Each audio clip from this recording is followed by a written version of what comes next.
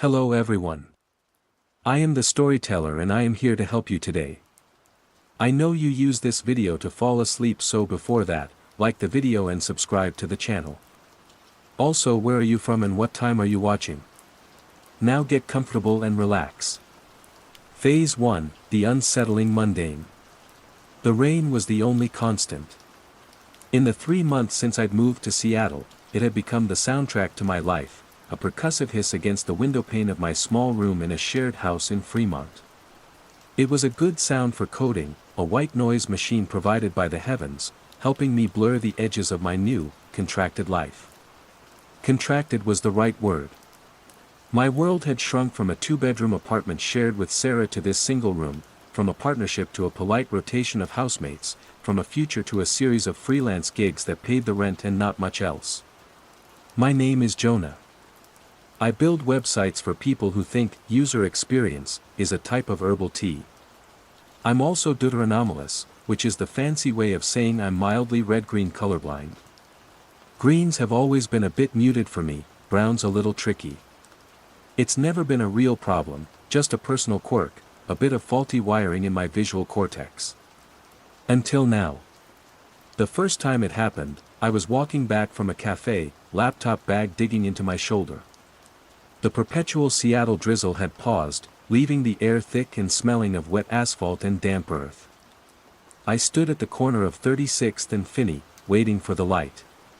The little white walking man lit up, and I stepped into the crosswalk.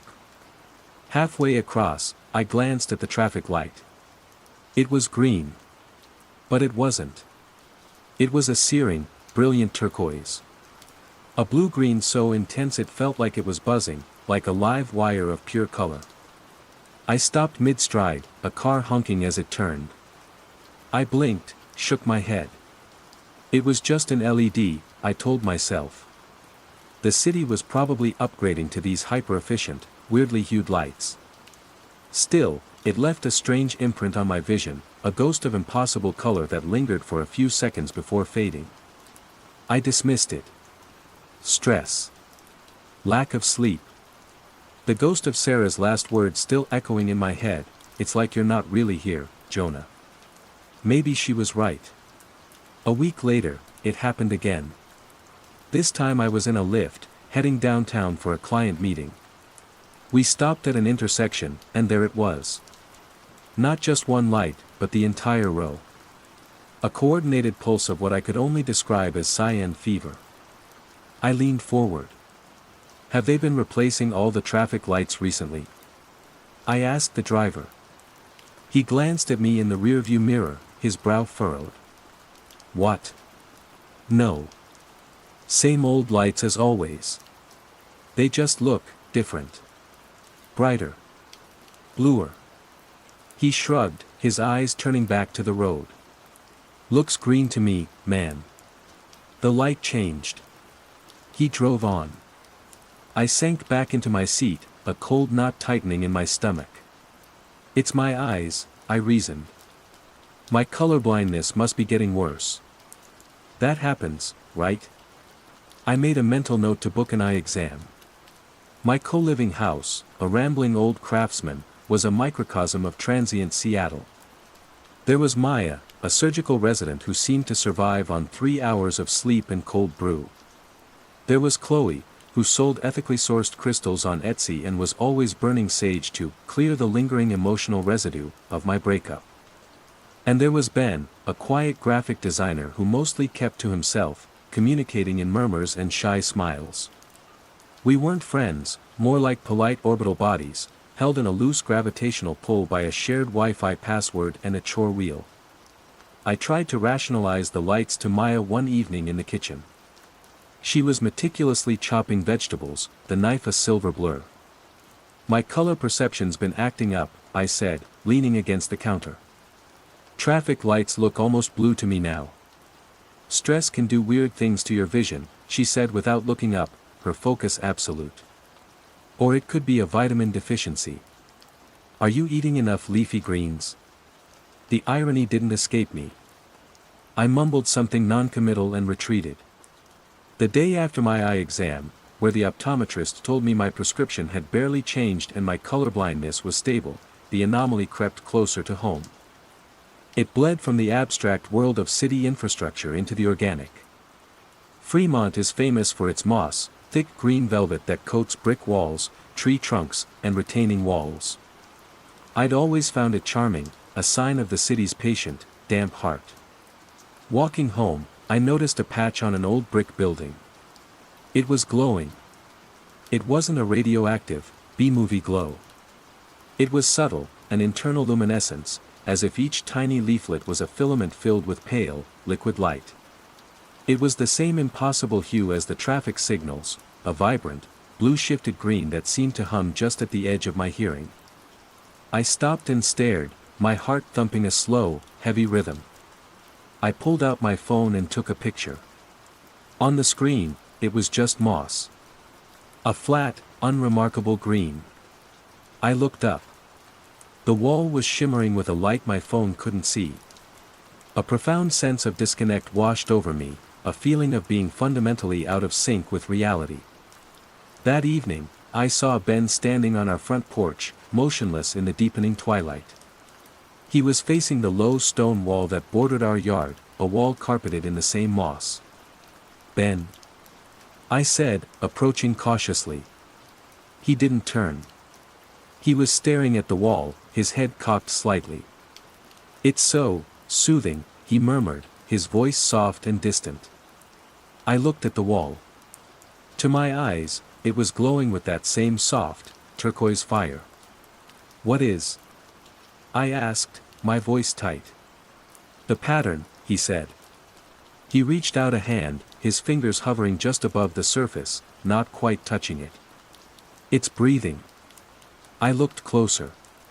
It was just moss. Clumpy, random, organic. "I don't see a pattern, man." Ben finally turned to look at me, and his eyes were wide and strangely serene. "You just have to look properly," he said, a gentle smile on his face.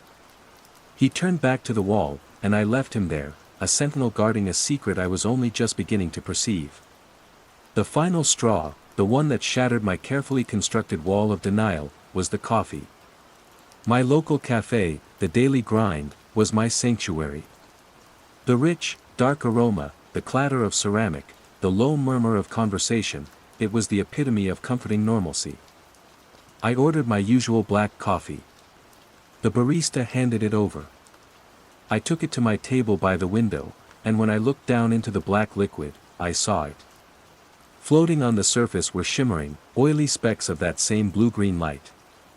They swirled and coalesced like a miniature galaxy, pulsing with a soft, internal energy. It looked beautiful. And it looked toxic. I felt a wave of nausea. I stood up, leaving the full cup on the table, and walked out into the rain, not even bothering to pull up my hood. The turquoise traffic light at the corner blinked at me, a knowing, conspiratorial wink. It wasn't my eyes.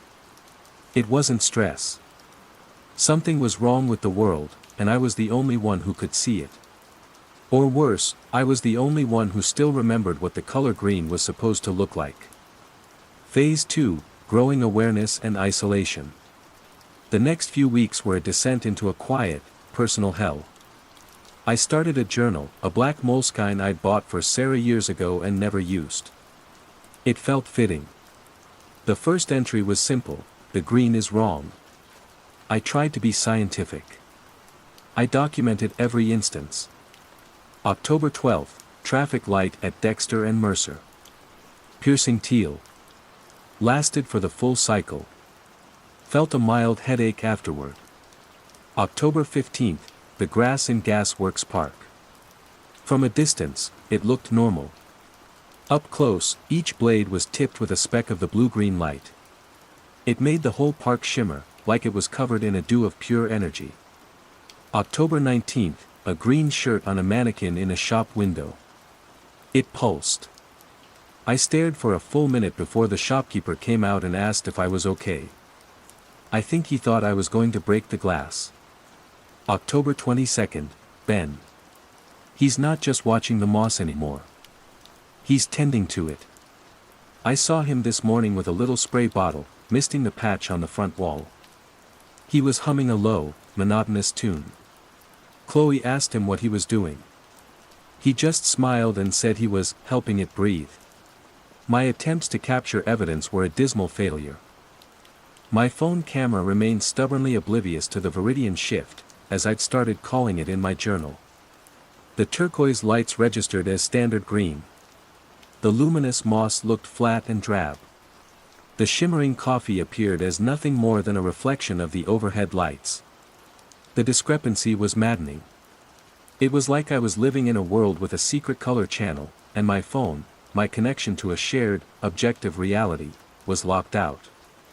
My own eyes were becoming the least reliable narrators. This visual dissonance began to bleed into my work. Staring at lines of code, the green text in my terminal would sometimes flicker, shifting to that unnerving hue for a split second. I'd flinch, losing my train of thought. Deadlines started to slip. My clients, faceless names in my inbox, grew impatient. How could I explain that I was being distracted by a color that, for all intents and purposes, didn't exist? My isolation deepened. I stopped trying to talk to Maya about it. She was already looking at me with a clinical concern that felt worse than dismissal. Chloe's reaction was even more unhelpful.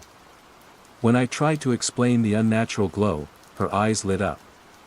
"Oh, your aura must be opening up," she'd said, clasping her hands together. "You're becoming sensitive to the planet's life force energy. It's a gift, Jonah." She offered to do a crystal healing session to help me integrate the new frequencies. I declined. Her acceptance was just another form of denial, wrapping my terror in a blanket of new age nonsense. It made me feel even more alone. Ben was lost. He now spent hours with the moss, not just on our property but around the neighborhood. He'd come home with dirt on his knees and a placid, empty look in his eyes. He'd lost weight. His design work, which I'd once seen him laboring over, sat untouched on his laptop. The moss was his entire world now. It was during this period that I first saw the hummingbird man. I was in a small, tucked-away parquet, documenting a particularly vibrant patch of glowing lichen on a park bench. It was dusk, and the light was flaring, casting strange, elongated shadows. A man was standing on the other side of the park, near a cluster of ferns that were practically incandescent in my vision. He was tall and thin, dressed in a neat but slightly worn tweed jacket. He wasn't staring at the ferns with the vacant serenity of Ben. He was observing them. He held a small, leather-bound notebook and was sketching furiously, his movements sharp and precise, like a bird pecking at a feeder. Every few seconds, he would stop, look around, his head darting with a nervous energy that reminded me of a hummingbird. Our eyes met across the glowing lawn. He froze. A look of sharp, intelligent alarm crossed his face. Before I could even raise a hand, he snapped his notebook shut, turned, and walked away at a brisk pace, disappearing into the twilight. I didn't see him again for 2 weeks, but the memory of his panicked recognition stuck with me. He saw it. He wasn't vacant like Ben or dismissive like Maya. He was afraid, like me. The secondary mystery started subtly. I began noticing small objects out of place. One morning, a line of perfectly spaced pebbles appeared on our front walk, leading from the sidewalk to the glowing moss patch Ben tended. They hadn't been there the night before. Chloe thought it was a beautiful offering to the earth spirits. I thought it was unsettling. A few days later, the books in the shared living room bookcase had been rearranged. All the books with green spines were now on a single shelf, ordered by shade from lightest to darkest. No one admitted to doing it. Then, the mugs in the kitchen. All the green ones were clustered together, handles pointing in the same direction.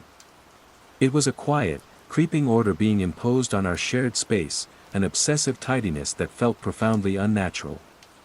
Ben was the obvious suspect, but when I asked him, he just gave me that same serene, disconnected smile. "Everything is finding its right place," he said. My desperation peaked. I needed a baseline, a connection to the world as it was before. I called Sarah. It was the first time we'd spoken in months. Her voice was hesitant, cautious. "Jonah? Is everything okay?" "Yeah, fine. I wanted to hear your voice," I said, the words feeling clumsy and inadequate. We talked for a few minutes about nothing. Her new job, the weather in Portland. I could feel the chasm between us, the weight of everything unsaid. I was tempted, so tempted, to tell her. To ask her, "Hey, this is going to sound crazy, but are traffic lights supposed to be blue?" But I couldn't.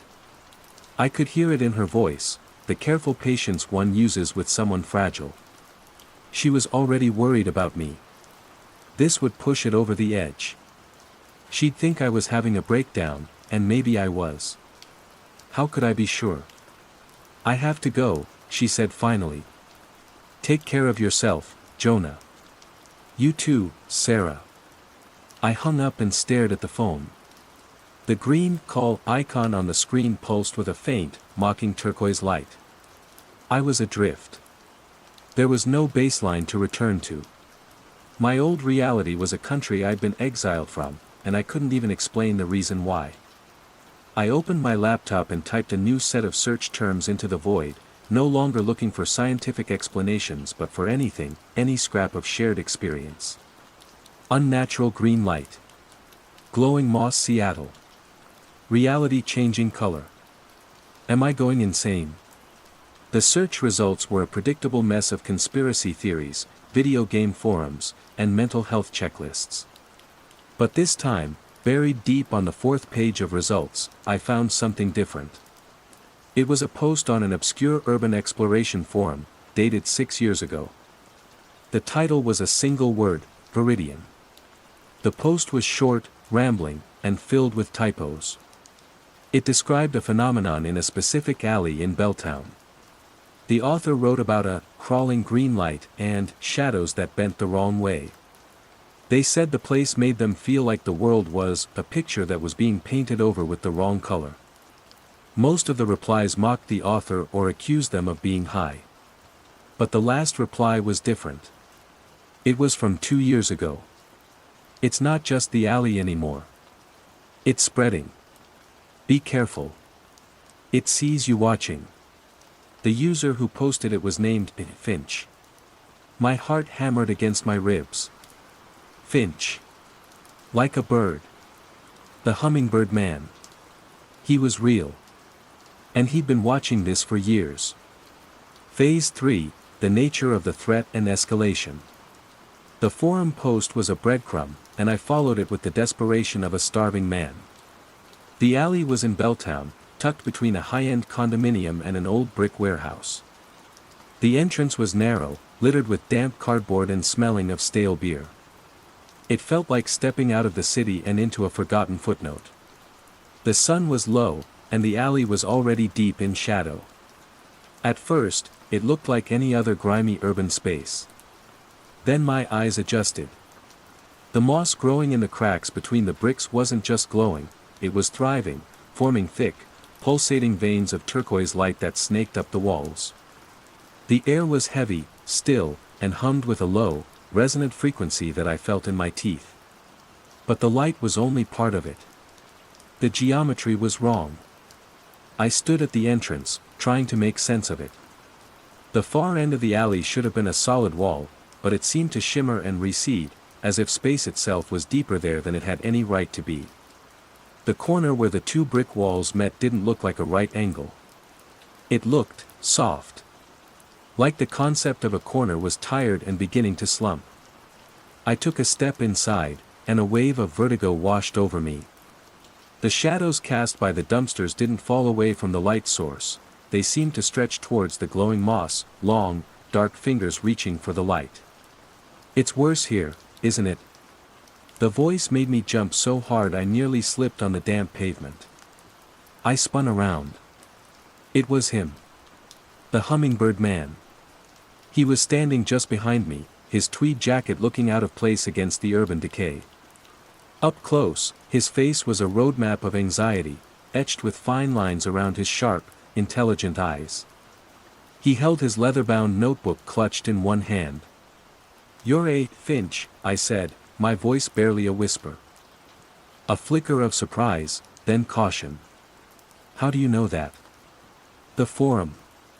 I found your post." He seemed to relax a fraction, a weary sigh escaping his lips. I wondered if anyone else would ever see it clearly. Most people just adjust their brains paper over the cracks. "My name is Arthur. Arthur Finch." He extended a hand. His grip was firm, dry, and surprisingly strong. "Jonah." "Jonah," he repeated, testing the name. "When did you start noticing?" "A few months ago." "The traffic lights." "Ah, the heralds," he said with a grim smile. "Public infrastructure is always the first to show the symptoms. It's the most rigid part of our reality, so it shows the strain first. I'm an urban botanist. Or I was. Now," he gestured vaguely at the glowing, warping alley. "Now I'm mostly a chronicler of the apocalypse." "What is this?" I asked, my gaze drifting back to the impossible corner. "Is it a chemical? Some kind of hallucination?" "I wish," Arthur said, his voice low and intense. "I believe it's an organism. Not fungal, not algal, not like anything terrestrial. Think of it as a reality-altering lichen. A symbiotic entity that feeds on consensus. On the shared perception of reality. It finds a crack, a place where our collective belief is thin, and it begins to grow, overriding what was there before with its own logic." He opened his notebook. It was filled with meticulous sketches of glowing moss, diagrams of impossible angles, and frantic, spidery notes. "I call it the Viridian shift. It doesn't destroy. It replaces. It changes the rules. The color green is its most obvious manifestation, its spectral signature. But it's also changing patterns, sounds, even the flow of time in small, isolated pockets. Like this alley." His theory was insane. It was the stuff of fever dreams and pulp horror novels. But standing in that alley, feeling the thrumming wrongness of the space, it was the only explanation that felt true. "The people," I said, thinking of Ben. "My housemate, he just stares at it for hours. He's gone." "He's not gone," Arthur corrected grimly. "He's been integrated. The shift is soothing to them. It offers a simple, beautiful, patterned reality to replace our messy, chaotic one. For some, that's an irresistible offer. They become its tenders, its gardeners. They maintain the new world." The small, orderly arrangements I'd been seeing, the pebbles, the books, the mugs, suddenly clicked into place. They weren't random acts of tidiness. They were rituals. The work of the integrated, reinforcing the new reality, one small pattern at a time. Over the next week, Arthur became my guide to this new, hidden Seattle. He showed me a fountain in Pioneer Square where the water, in my vision, fell in perfect, crystalline turquoise beads that hung in the air for a fraction of a second too long. He pointed out a specific bus route where, if you sat in the back left seat, you could sometimes see the reflection of a different city in the window, one with strange, spiraling green architecture. The shift was escalating. The faint glow on the grass in Gas Works Park was now a visible, rolling luminescence at night. It drew people. Not just Ben anymore. On a Thursday evening, Arthur and I watched from a distance as a silent crowd of 24 people stood on the hill, their faces upturned, bathed in the soft, blue-green light from the ground. They weren't talking or interacting. They were just watching. Communing. Ben was among them, his posture identical to the strangers around him. An unnerving synchronicity was taking hold. Arthur grew more agitated, his movements more bird-like and frantic. His fatalism was hardening into a desperate need for action. "We can't just watch it happen," he said one rainy afternoon, sheltering under the awning of a closed bookshop. The green neon sign above us was flickering in that familiar, alien hue. It has a heart. A nexus. I've been tracking its growth patterns, the intensity of the light. It all points to one place, the Volunteer Park Conservatory. The greenhouse. It's perfect, he explained, his eyes wide with a feverish light. A contained, controlled environment, filled with green life. Constantly damp. A perfect incubator. The shift is consolidating its hold there. If we could disrupt the nexus, we might be able to halt the spread. Or at least slow it down. Disrupt it how? I asked, a sense of dread coiling in my gut. He opened his satchel. Inside, nestled among his notebooks, was a heavy-duty canister with a nozzle and a warning label. Potassium hydroxide.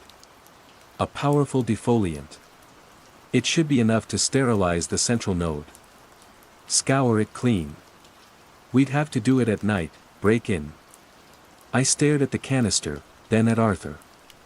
His obsession, which had once been a life raft, now felt like an anchor pulling me down into a different kind of madness. He wasn't just observing anymore. He wanted to fight.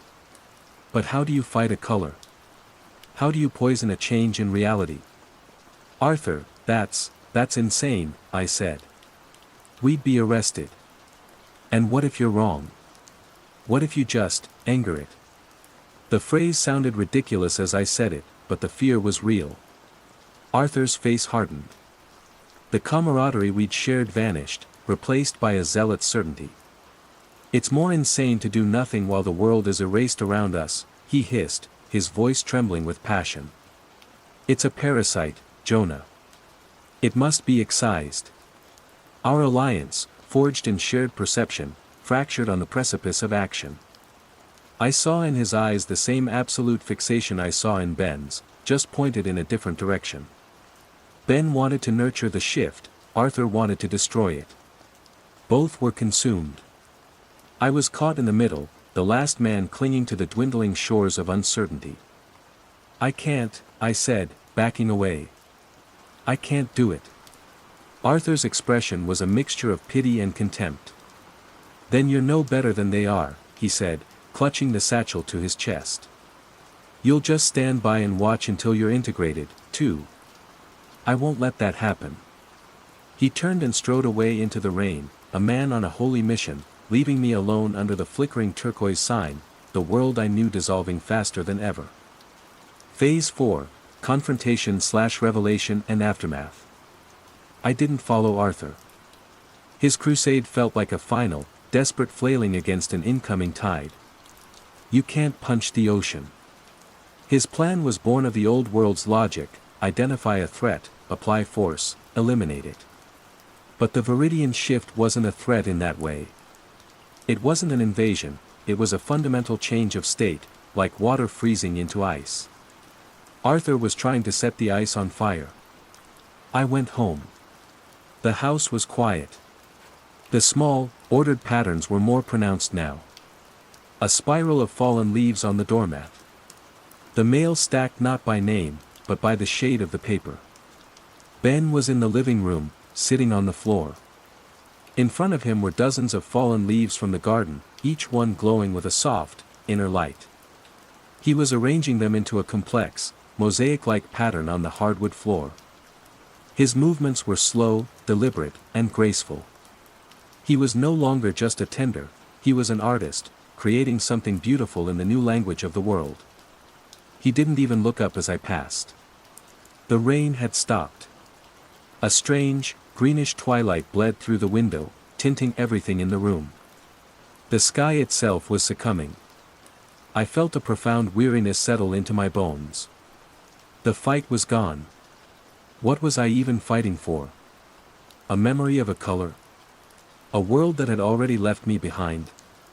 I went into my room and closed the door. On my windowsill was a small terracotta pot with a succulent I'd bought when I first moved in, a sad attempt to bring some life into the sterile space. I had neglected it.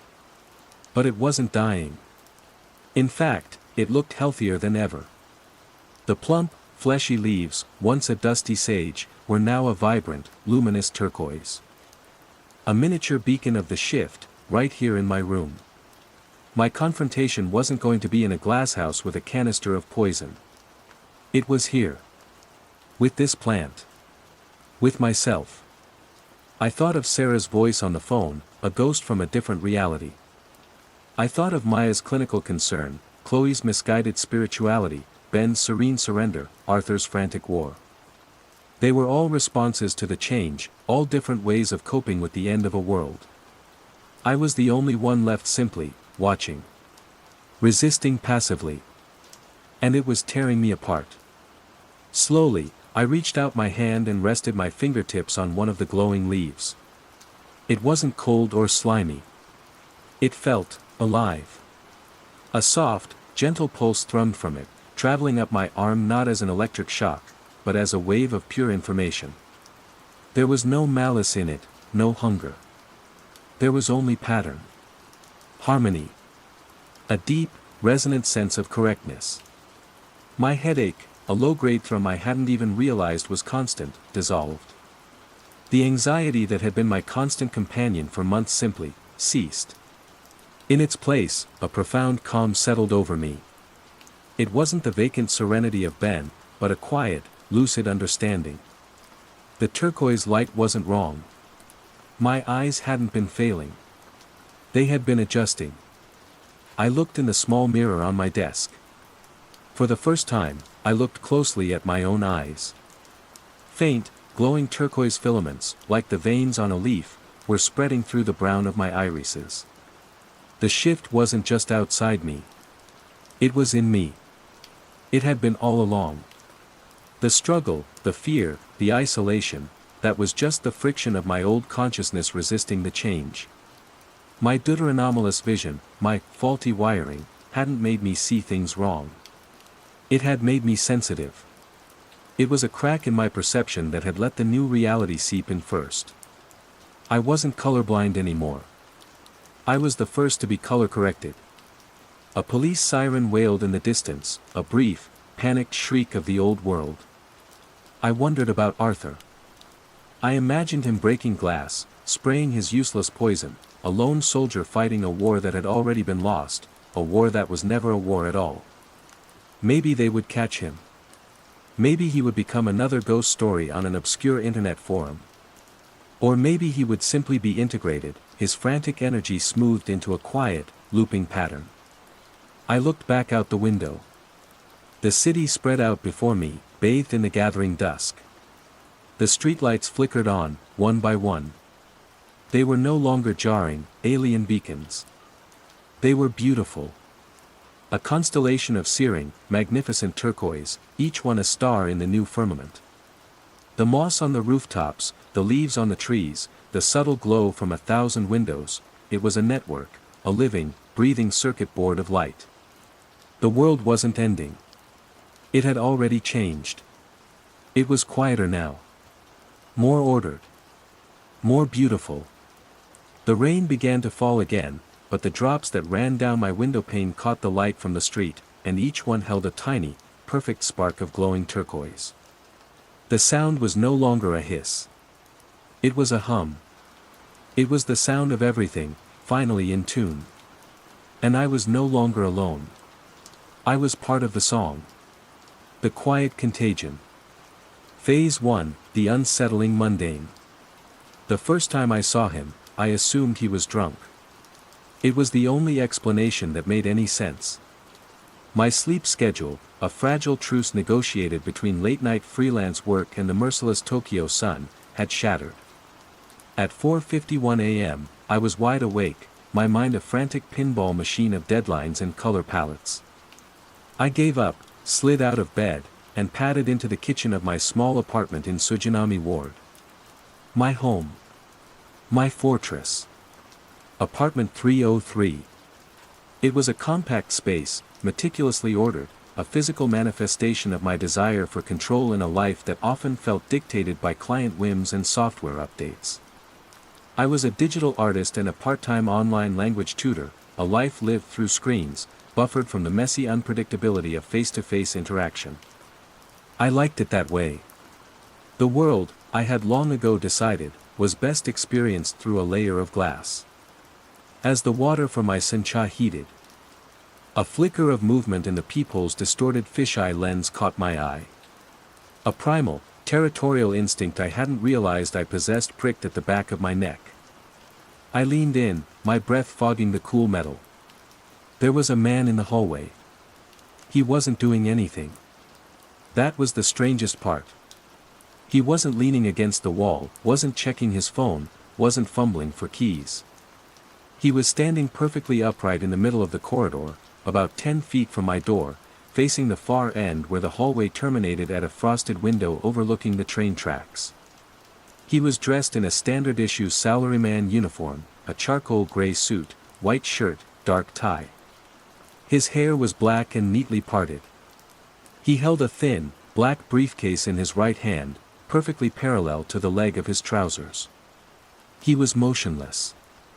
Utterly, unnervingly still. I watched him for a full minute.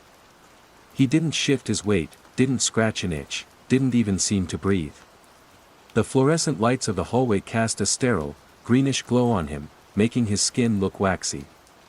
He's waiting for the first train, I told myself. Maybe he had a fight with his wife in 301 and got kicked out. Or maybe he was drunk, had ended up on the wrong floor, and was trying to reboot his brain. Plausible. This was Tokyo. Strange, silent vignettes were a part of the city's wallpaper. I backed away from the door, the kettle's whistle a welcome shriek of normalcy. I made my tea, sat at my workstation, and forced myself to focus on the intricate line work of a fantasy landscape commission. By the time the real dawn broke, painting the sky in soft lilac and rose, I had forgotten about him. Until the next morning. Again, insomnia. This time, I woke with a jolt at 5:02 a.m., a phantom sense of anxiety clinging to me. On autopilot, I found myself at the door, drawn by a curiosity I couldn't name. I peered through the peephole. He was there. Same man, same suit, same spot. Same impossible stillness. I checked the time on my phone. 5:04 a.m. A coincidence. It had to be. 2 sleepless nights, 2 unfortunate encounters. My logical mind, the part that tutored students in the precise grammar of the Japanese language, supplied a list of reasons. The man worked an early shift at a fish market. He was a security guard. He was performing some kind of bizarre, silent morning meditation. But the other part of my mind, the artist's mind that saw patterns and felt textures, knew this was wrong. The stillness wasn't passive. It was active. It was a statement. It felt loud in the pre-dawn quiet, a silence that absorbed the faint hum of the building's ventilation and the distant rumble of the Chua line. The third morning, I set an alarm for 5 a.m. I refused to let this be a thing that happened to me. I would observe it, document it, and demystify it. I made coffee, my movements crisp and deliberate. At 5:03, I was at my post, I pressed to the peephole. The hallway was empty, a sterile corridor of beige walls and numbered doors. 301, 302, my own 303, 304. I felt a ridiculous surge of triumph. It was nothing. A fluke. At exactly 5:04 a.m., he appeared. He didn't walk into frame from the elevator or the stairwell. One moment the hallway was empty, the next, he was simply there, occupying that specific spot. As if he'd been rendered into existence by the ticking over of a digital clock. My heart hammered against my ribs. This wasn't possible. I hadn't blinked. Had I? Had my brain simply edited out his arrival? The rationalizations were becoming more frantic, more flimsy. I watched him for 10 minutes. He didn't move. He stood like a statue in a forgotten museum, a monument to a forgotten purpose. At 5:14, as if a switch had been flipped, he turned with a smooth, unhurried motion and walked towards the elevators. He didn't look back. His footsteps were perfectly even, unnaturally quiet on the industrial carpet. This became my new routine. Every morning, I would wake before 5, my body now conditioned by a specific dread. I would watch the empty hallway. At 5:04 a.m., he would manifest. He would stand for a random duration, sometimes 5 minutes, sometimes 20. Then he would leave. The man in the hallway. He was a part of my life now. A quiet, terrifying lodger in my mind. After a week of this silent ritual, I couldn't stand it anymore. The isolation of my life, once a comfortable choice, had become a cage. I had no one to tell. My parents were in Kyushu and would only worry. My few friends, scattered by life and careers, would think I was stressed, overworked, maybe hallucinating. "Rina, you need to get out more," they'd say, their voices full of well-meaning, useless advice. So, on the 8th morning, I decided to confront the ghost. My hand trembled as I drew the chain and turned the deadbolt. The clicks sounded like gunshots in the silence. I opened the door a crack, just enough to speak through, my body hidden behind the solid wood. "Ano, sumamasen." My voice was a croak. "Excuse me." He didn't react. He continued to stare down the hallway at the window. The early light was beginning to filter through it, backlighting his rigid silhouette. I tried again, louder. "Hello. Daijoubu desu ka? Are you alright?" Nothing. Not a twitch of a muscle. It was like shouting at a photograph. The air in the hallway felt thick, heavy, and strangely cold. There was no smell of aftershave or laundry detergent, none of the subtle sense of a living person. There was only the sterile smell of the building itself. Frustration and fear warred within me. I swung the door open wider. "I'm talking to you." I was standing in my doorway, in my pajamas, shouting at a man who refused to acknowledge my existence. A wave of shame washed over me. What if my neighbors heard? Mrs. Sato in 304, a kind-faced woman who always gave a polite, shallow bow, or the young couple in 302 who I only ever heard arguing in muffled tones. I would become the crazy woman in 303. I stared at him, my anger deflating into pure dread. His stillness was a void. It was pulling the normalcy out of the world, right there in the corridor outside my fortress. I slowly, quietly, closed the door, slid the deadbolt, and reattached the chain. I leaned my forehead against the cool wood, my heart thumping a frantic, panicked rhythm. I had tried to touch the anomaly, and it had proven itself to be absolute. For the rest of the day, I couldn't work. The lines on my digital canvas swam before my eyes. Every shadow in my apartment seemed to lengthen and deepen. The hum of my refrigerator sounded like a low growl. The world I had so carefully curated felt flimsy, a set piece that could be struck down at any moment. I tried to rationalize. Catatonia. A rare psychological condition. But for him to appear at the exact same time, in the exact same spot. The artist in me screamed that this was a deliberate composition. The tutor in me whispered that this was a grammar I did not understand. The next day, I didn't set an alarm. I decided to let it go. Denial was a powerful anesthetic. I would sleep in. I would pretend the last week hadn't happened. But at 5:04 a.m., my eyes snapped open anyway. The dread was still there, a cold stone in my gut. I lay in bed, staring at the ceiling, fighting the urge to go to the door.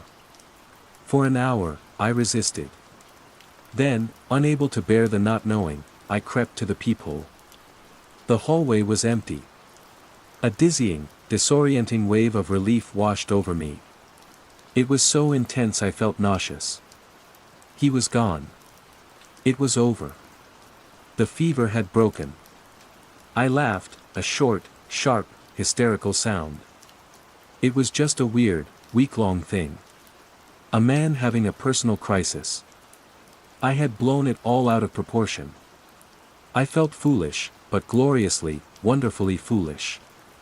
I went back to bed and slept, a deep, dreamless sleep, for the first time in 9 days. Phase 2, growing awareness and isolation. The relief lasted for 24 hours. The next morning, driven by a lingering, compulsive need for confirmation, I woke at 5:02 and went to the door. I was expecting an empty hallway, a final, reassuring nail in the coffin of my anxiety. But the hallway was not empty. Someone was standing there. In the exact same spot. At the exact same time. It wasn't him. It was an old woman. She wore a drab, beige coat, buttoned up to her chin despite the mild spring weather. Her gray hair was pulled back in a loose, untidy bun. In her left hand, she held a white plastic konbini bag, the kind you get with a single bento box inside. She was staring down the hallway, just as he had. Her stillness was identical. Absolute. A perfect echo. I felt the blood drain from my face. This wasn't about one man anymore. This wasn't a personal crisis. This was a position. A role. A placeholder.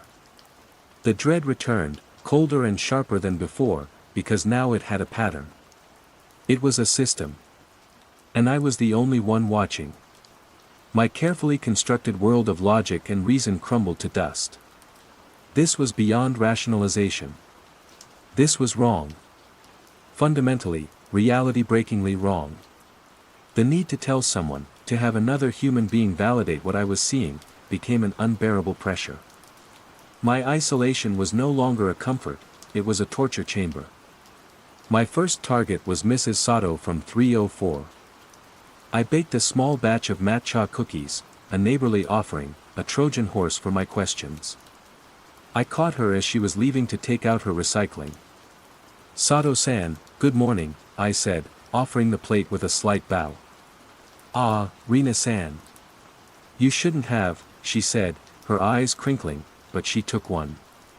"Delicious." "Sato-san," I began, trying to sound casual, "this is a bit of a strange question, but have you noticed anyone unusual in the hallway in the mornings? Very early?" She paused, mid-chew. A flicker of something, caution, suspicion, passed through her eyes. "Unusual? No. This is a very safe building. The Kanranin is very strict." "No, I don't mean dangerous," I backpedaled, feeling the conversation slipping away. "Just, someone standing there. A man, or, well, anyone." She finished her cookie and wiped her fingers with a delicate handkerchief. "Many people leave for work early, Rina-san. The first train is at 5:22. She gave me a tight, polite smile that didn't reach her eyes. "It's probably best not to worry about other people's business. It can lead to misunderstandings." The message was clear. You are the strange one for watching. You are the one disturbing the peace. I retreated back into my apartment, the plate of cookies feeling heavy and foolish in my hands. I had not only failed, I had marked myself as odd. My next attempt was official. I called the building manager's office, a small, cluttered room in the lobby. I spoke to Mr. Yamamoto, a fussy man with an abiding love of rules. "Yamamoto-san," I said over the intercom, "I'd like to report someone loitering on the 3rd floor. Every morning, very early." "Loitering? At what time?" His voice was tinny and suspicious. "Around 5:04 a.m. There was a long pause. "That is very specific, Rina-san." "Yes. It's been happening for a couple of weeks. It makes me uncomfortable." "I see. We have security cameras, you know. I will review the footage." He called me back an hour later. His voice was laced with a new tone, a weary paternalism, the kind reserved for difficult tenants. "Rina-san, I have reviewed the security logs for the past 2 weeks. The camera in the 3rd floor hallway shows nothing out of the ordinary.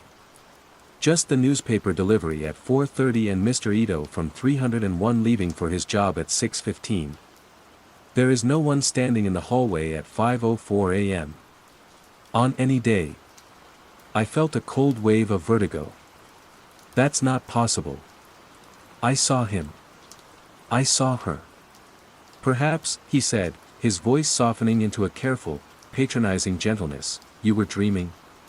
Sometimes when we are very tired. I was not dreaming, I snapped, my voice sharper than I intended. Well, he sighed, the camera footage is clear. There is no one there. The camera. The objective, impartial eye.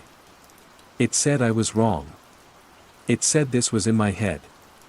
Was this what it felt like to go mad? To have reality itself vote against you? That night, I bought a journal. A simple, black-covered notebook. If the world wouldn't bear witness, I would. I started documenting everything. April 12, 5:04 a.m. The man gray suit. Stood for 12 minutes. April 13, 5:04 a.m. The man stood for 21 minutes. April 21, 5:04 a.m. The woman. Beige coat. Konbini bag. Stood for 7 minutes. The journal became my anchor. The only proof that I wasn't fabricating this creeping horror. It was during this period that the secondary strangeness began, seeping into the one place I thought was mine to control, my art. I was working on a commission, a hyperrealistic portrait of a client's cat. I was zoomed in, rendering the fine hairs around its ear, when I noticed it. A tiny cluster of pixels in the background, a deep, flat black, arranged in a pattern that looked almost like a QR code, but corrupted. Jagged. Wrong. I selected it and deleted it, assuming it was a software glitch. But a few hours later, it was back, in a different spot, a tiny patch of digital void in my carefully rendered reality. I deleted it again. It returned the next day, in a different file, this time a subtle distortion in the branches of a tree in a landscape piece, a fractal branching that was mathematically impossible, defying the perspective I had established. It was like a digital weed, a quiet contagion in the code. A silent, standing man in the machine. The two phenomena felt connected, two verses of the same horrifying poem. The world outside and the world on my screen were both showing signs of a subtle, systemic corruption. A week after my call with Mr. Yamamoto, the true escalation began. I woke up with a headache, a dull throb behind my eyes. I stumbled to the door, my morning ritual now an ingrained, masochistic compulsion. I pressed my eye to the peephole. The hallway was wrong. It took me a second to understand what I was seeing. The far window, the one that looked out over the train tracks, seemed smaller, more distant. The beige walls seemed to stretch away from me, the numbered doors receding into the distance like a trick of perspective in an art house film. The fluorescent light fixture closest to me was bright, but the next one down was dimmer, and the one after that was dimmer still, as if the light itself was decaying as it traveled down the impossible length of the corridor. I stumbled back from the door, my hand flying to my mouth. I squeezed my eyes shut, then looked again. It was the same. The hallway was longer. It was physically, demonstrably longer than it had been the day before. My breath came in ragged gasps. This was no longer just about people. The environment itself was becoming unstable. The very geometry of my home was warping. I felt a primal fear, the terror of an animal whose burrow is no longer safe. My eyes scanned the doors.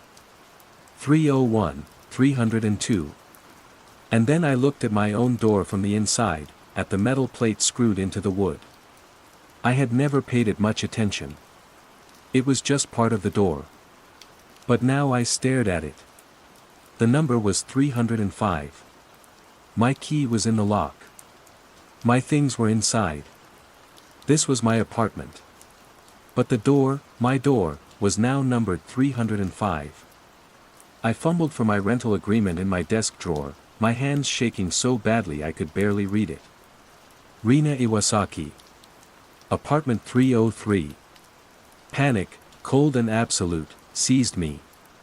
I was in apartment 303, but the door said 305, and the hallway stretched into an Escher-like infinity. The world was not just glitching, it was being rewritten. And I was a leftover piece of text from a previous draft. I don't know how long I stood there, staring at the number, a piece of metal that invalidated my entire sense of place.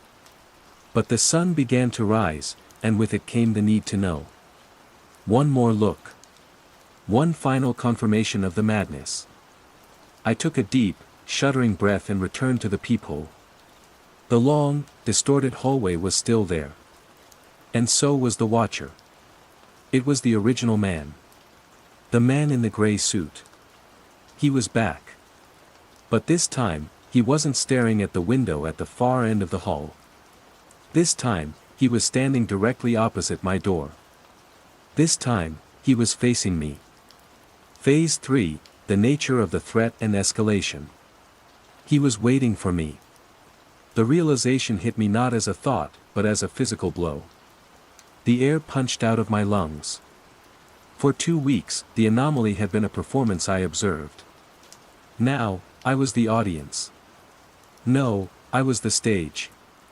The man wasn't just a placeholder in a system anymore, he was a sentry posted at my door. My door, 305. I stopped using the peephole. The small circle of glass, once my window onto the mystery, now felt like a two-way mirror, and I was the one on display. Sleep became a series of brief, terrified naps, always ending with my heart pounding, convinced I could hear the silent weight of his presence through the wood and steel. I started wedging a chair under the doorknob at night, a flimsy, pathetic piece of psychological armor. My life, already narrow, shrank to the dimensions of my apartment. Tutoring sessions became a struggle. I would lose my train of thought mid-sentence, staring at the smiling face of a student in Melbourne or Vancouver, wondering if they could see the terror in my eyes. My art lay abandoned. The corrupted files felt like open wounds on my hard drive. Every time I saw the fractal glitch, I saw his still form, his blank face. The contagion, I soon realized, was not confined to my hallway. Now that my eyes were open to the wrongness, I began to see it everywhere. It was a subtle infection, easily missed by those not looking for it. I saw it in the city. On a rare, desperate trip to the supermarket, I saw a woman at the checkout counter freeze. Her hand hovered over the scanner, holding a daikon radish, her expression placidly blank. The cashier waited, the customers behind her shifted their weight impatiently, but for a full 10 seconds, the woman was gone, a statue in the midst of commerce. Then, just as suddenly, she blinked, scanned the radish, and the moment passed. No one else seemed to find it remarkable. I saw it on the train platform at Shinjuku Station. Amidst the swirling, purposeful chaos of the evening rush, a salaryman stood perfectly still. He wasn't looking at his phone or the schedule board. He was staring at a pillar, his briefcase held at his side, his body a point of absolute stillness in a river of motion. People flowed around him like water around a stone. His train arrived, the doors chimed open, then closed, and the train departed. He didn't move. I watched until my own train came, my body trembling. He was still standing there as I pulled away. The worst was in a small park near my building. A group of 4 children, no older than 7, were playing near the swings. Then, as if on a silent cue, they all stopped. They turned to face each other, forming a small, perfect circle. They stood, hands at their sides, silent, for almost a minute. Their faces were empty. It wasn't the thoughtful quiet of a child's game, it was the vacuous silence of a switched-off machine. Then one of them giggled, and the spell was broken. They scattered, chasing each other as if nothing had happened. This was the quiet contagion. It wasn't a plague of violence or sickness. It was a plague of stillness. A slow, creeping erasure of intent and animation. People weren't dying, they were being paused. My journal became my only confidant, its pages filled with frantic scrawls, diagrams of the elongated hallway, descriptions of the still ones I saw in the wild. I was drowning, and I needed a lifeline. I turned to the only place as vast and anonymous as my fear, the internet. I spent days falling down rabbit holes of obscure forums and forgotten blogs. I searched for everything I could think of: man in hallway, reality glitch, shared waking dream, time stops 5:04, hallway geometry wrong. Most of it was noise, creepy stories, urban legends, obvious fiction. But my desperation was a sieve, sorting through mountains of digital sand for a single grain of truth. And then I found it. On a forum dedicated to experiencers of high strangeness, buried deep in a thread from 3 years ago, was a post by a user named Kazu_77. Subject: the gardener on my balcony. This is going to sound crazy. For the last month, every night at 3:33 a.m., a woman appears on my balcony. I live on the 12th floor. She just stands there, holding a watering can over a pot where a plant died last summer. She doesn't move. She just holds the pose. The can is empty. After a few minutes, she's gone. My security camera shows nothing. My wife says I'm not sleeping enough. Am I losing my mind? The time was different, the person was different, the action was different. But the grammar was the same. The impossible appearance. The pointless, repetitive action. The denial by technology and loved ones. The questioning of sanity. My fingers flew across the keyboard as I sent him a private message. I was cautious, vague. I read your post from a few years ago. I think I'm experiencing something similar. A person. A specific time. A stillness. To my shock, he replied within an hour. You still see it, his message read. Just that. Not them. It. A correspondence began, a lifeline of encrypted text. Kazu, his name was Kazuki, lived in Osaka. He understood. He didn't question my changing apartment number or the impossible length of my hallway. He told me the gardener had stopped appearing after 2 months, but that he now saw the stillness, as he called it, everywhere. He validated every fear I had, every observation I had made. For the first time in months, I wasn't alone in my madness. The relief was a physical thing, a warmth spreading through my chest. Kazu had a theory, one that resonated with the glitching in my artwork. It's not an invasion, Rina, he wrote. It's a maintenance cycle. A defragmentation of reality. The world is a simulation, or something close to it, and we're seeing the system processes. The still ones are NPCs whose scripts have been temporarily suspended while the environment is being patched or updated. The changing hallway, the numbers, that's the update happening. We're not supposed to be awake for it. We're the bugs in the code. We're the ones who see the man behind the curtain. His theory was terrifying, but it had an internal logic that was almost comforting. It gave a name and a shape to the horror. After a week of intense messaging, Kazu made a suggestion. We need to meet. We're the only 2 people I know of who are aware. We might be able to figure this out together. I was terrified. Leaving my apartment meant passing the man in the hall. Meeting a stranger from the internet felt reckless. But the thought of speaking to another person who understood, face to face, was a powerful lure. The hope was too strong to resist. We agreed to meet in Ueno Park, a wide, public, neutral space. We'd meet by the statue of Seigo Takamori. I would wear a red scarf. He would be holding a book with a yellow cover. It felt like spycraft, a game, but the stakes were my sanity. The day of the meeting, I waited until I was sure the man in the hall was gone. I crept out of my apartment, my heart in my throat, not daring to look at the number on my door. The journey to Ueno was a blur of hypervigilance. Every person who stood still for a moment too long sent a jolt of panic through me. I saw him from a distance.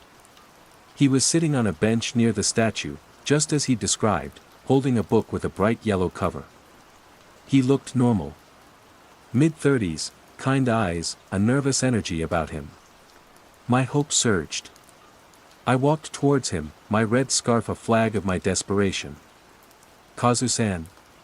He looked up, and his face broke into a wide, relieved smile.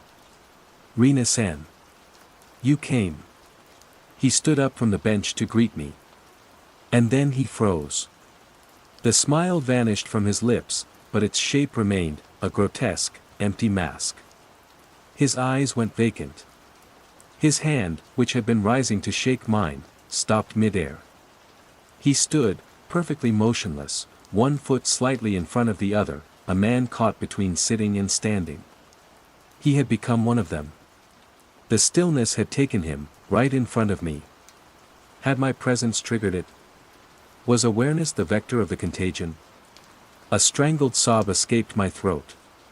I turned and ran. I didn't look back. The hope that had buoyed me was gone, replaced by an absolute, crushing certainty. There was no one else. There was no we. There was only me, and the quiet, creeping, all-consuming wrongness. My one connection to a shared reality had just been unplugged before my very eyes. The isolation was now complete and irreversible. The man behind the curtain wasn't just visible to me, he was actively editing my world. One contact at a time. The message was clear: you are not allowed to find allies. You are meant to be alone. Phase 4, Confrontation/Revelation and Aftermath. The weeks that followed the disaster in Ueno Park were a gray, timeless fog. My life narrowed to a single, repeating loop of terror. Wake, dread, listen, wait. The man in the gray suit was always there at 5:04 a.m., a silent sentinel at my threshold. The hallway outside my door became a fluid, nightmarish landscape. Some mornings, it was so long I couldn't see the window at the end. Other days, it seemed short and cramped, the walls pulsing inwards. The numbers on the neighbors' doors flickered. I'd see 304 become 412, then 208, then settle back, as if the world were a failing digital display. I lost my tutoring clients. I missed deadlines, then stopped answering emails altogether. My savings dwindled. I ate instant noodles and convenience store onigiri, when I remembered to eat at all. My apartment, once a pristine sanctuary, became cluttered and dark. I was a ghost haunting the rooms of my own life, a bug trapped in a system that was relentlessly trying to patch me out of existence. Kazu's theory echoed in my head. A maintenance cycle. A defragmentation. What was the end goal? A perfectly optimized world. A reality with no glitches, no stray thoughts, no one awake during the updates. And what of the bugs? Are they isolated? Walled off? Or are they deleted? The question became an obsession. The man outside my door was no longer just a source of fear, he was an answer I couldn't read. He wasn't a monster coming to get me. He was, perhaps, a function. A piece of code sent to deal with an error. The error was me. One morning, something inside me broke. It wasn't a loud crack, but a quiet, final shearing of the person I used to be. The constant, high-frequency hum of fear had worn away my ability to feel it anymore.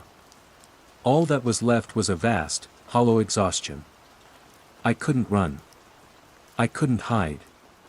I couldn't fight a threat that operated on the level of reality itself. I had been living in a cage of my own making, defined by a door I was too afraid to open. There were only two choices left: the madness of this endless, vigilant waiting, or the madness of surrender. I decided to choose. That morning, I didn't wait for 5:04. I rose at 5 o'clock, my movements calm and deliberate. I didn't put a chair under the doorknob. I didn't peer through the peephole. I walked to the door, my bare feet silent on the floorboards. My hand was steady as I reached for the locks. I slid the chain free. It made a soft, metallic sigh. I turned the deadbolt. The click was solid, final. I took one last look around my apartment. At my darkened monitor, the canvases stacked against the wall, the cup of cold tea on my desk. It was a snapshot of a life that was already over. At 5:03 a.m., I opened the door. He was there, of course. Standing so close I could have reached out and touched the flawless fabric of his suit. The sterile hallway light glinted off the perfect sheen of his black shoes. For the first time, I was seeing him not through the distorting lens of the peephole, but with my own eyes. He wasn't staring through me anymore. As the door opened, his head turned, a smooth, fluid motion. His eyes, which I had always assumed were blank, focused on mine. There was no malice in them. No anger. There was no emotion at all. It was the placid, neutral gaze of a camera lens. An intake valve. I felt a profound, unnerving sense of being seen, of being registered and catalogued. The system was now looking directly at its bug. He didn't speak. He didn't move to attack. He simply raised his left hand, palm up, and held it out to me. It was not a threatening gesture. It was an invitation. A welcome. A prompt. Yes/no. I looked at his outstretched hand, then past him, down the impossibly long hallway. The window at the far end seemed a million miles away. It was an escape route to a world that was no longer mine, a world where I would forever be the woman who saw the seams, the frantic, isolated ghost haunting the edges of a reality that refused to acknowledge me. I would be running forever. Then I looked back at his hand. It was perfectly formed, the nails clean, the skin without a single pore or wrinkle. It was a hand designed to interface, to connect. Kazu's words came back to me. A maintenance cycle. He wasn't here to delete me. He was here to patch me. To correct the error. To bring me back into alignment. To give me peace. The thought was seductive. To let go of the fear. To stop questioning, to stop seeing the glitches. To simply be. To be correct. To stand still and let the world be what it was supposed to be. I looked at his hand, and I looked at the dark, silent space of my apartment behind me. The prison of my awareness. What would it feel like to finally be still? Slowly, I raised my own hand. It trembled, a final, futile protest from the Rena who used to exist. I placed my palm against his. His skin was not cold or warm. It had no temperature at all. It was like touching glass. The moment we made contact, the gnawing anxiety that had been my constant companion for months vanished. It didn't fade, it was deleted. A profound, blissful quiet flooded my mind. The frantic pinball machine went silent. The hum of the universe resolved into a single, perfect, harmonic tone. I felt a gentle tug. I stepped out of my apartment, out of 303, out of 305, out of whatever number it had become, and into the hallway. I let the door swing shut behind me. The click of the latch was the last sound that mattered. The hallway snapped into focus. It was perfectly proportioned. The light was even. The doors were all in a neat, orderly row. Everything was correct. Right. I understood, with a clarity that was more serene than any happiness I had ever known, that this was how it was always meant to be. The man lowered his hand. He turned, not looking at me, and resumed his original position, staring down the pristine corridor toward the window. I knew what I had to do. It was the most natural thing in the world. I turned and stood beside him, a mirror image. My hands fell to my sides. My gaze fixed on the window. The pre-dawn light was beautiful. The world was quiet. Everything was in its proper place. And we waited. We were not waiting for anything in particular. We were simply waiting. It was our function. Sometimes, a door would open. A man, bleary-eyed, would come out to fetch a newspaper. A woman would leave for an early shift. They would walk past us. They would not see us. We were part of the hallway now, part of the quiet, unseen maintenance. Part of the code. My name had been Rena. I had been an artist. I had lived in apartment 303. These were facts, but they were like words from a language I no longer spoke. All that mattered now was the stillness. The perfect, peaceful, quiet contagion. And the waiting. The serene, endless waiting. The quiet contagion, the hum. Phase 1, the unsettling mundane. The first time I noticed it, I was sure it was the fridge. It was an old beast, a Bras temp from the 90s that came with the apartment, its white enamel yellow to the color of old teeth. It had always gurgled and sighed, but this was new. A low, constant hum. A perfect G-sharp, hovering in the thick, humid air of my kitchen in Bella Vista. It was 3 p.m., the hour of my daily resurrection, and the Sao Paulo sun was a physical weight against my blackout curtains. I am a creature of routine, a ghost who haunts the city in reverse. My name is Lucas, and for 12 of my 40 years, I have been a night security guard at the Edificio Atrium, a glass and steel monument to corporate indifference downtown. My life is measured in the silent sweep of a second hand, the ping of an elevator, the hiss of the industrial coffee machine in the sterile break room. I sleep while the city screams and work while it sleeps. Solitude is the currency of my profession. That first day, I unplugged the fridge. The hum remained, unchanged, mocking my effort.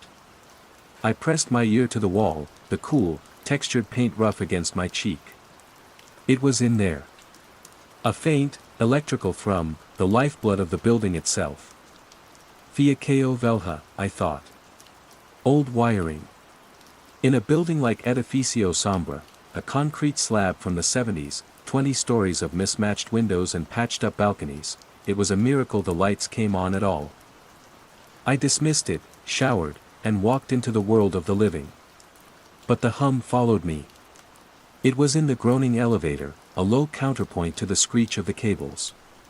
It was a ghost in the fluorescent lights of the Pão de Açúcar supermarket where I bought my sad bachelor dinner of frozen pão de queijo and a shrink-wrapped steak. I heard it on the bus, a subharmonic beneath the roar of the engine and the blare of a vendor's radio. "You hear that?" I asked the driver, a man whose face was a permanent mask of weary resignation. He glanced at me in the rearview mirror, his eyes uninterested. "Hear what?" "The traffic? The end of the world. It's Sao Paulo, meu amigo. You hear everything." He was right, of course. This city was a symphony of noise pollution. Car horns, construction, the distant chop of a helicopter, the murmur of 20 million souls stacked on top of each other. I was just tired. My sleep schedule was a wreck. It had to be tinnitus, an artifact of stress, my own internal wiring going frayed. I bought a pair of foam earplugs and tried to muffle the world. For a week, it worked. Or rather, I pretended it worked. The hum was still there, a pressure against my eardrums rather than a sound, but I could relegate it to the background, a new layer in the city's endless sonic landscape. My building was a vertical village. I knew my neighbors by their sounds and smells more than their faces. There was the law student on 12A whose frantic typing bled through the floorboards at 3 a.m. The family on 12C whose arguments about money were a nightly drama. And there was Dona Elvira on 11B, the unit next to mine. A widow in her late 70s, she was the building's sweet, shuffling matriarch. She'd lived there since it was new. She always left a small plate of cookies for the cleaner by the elevators on Fridays and watered the sad-looking ferns in the lobby. The first sign that it wasn't just me came from her.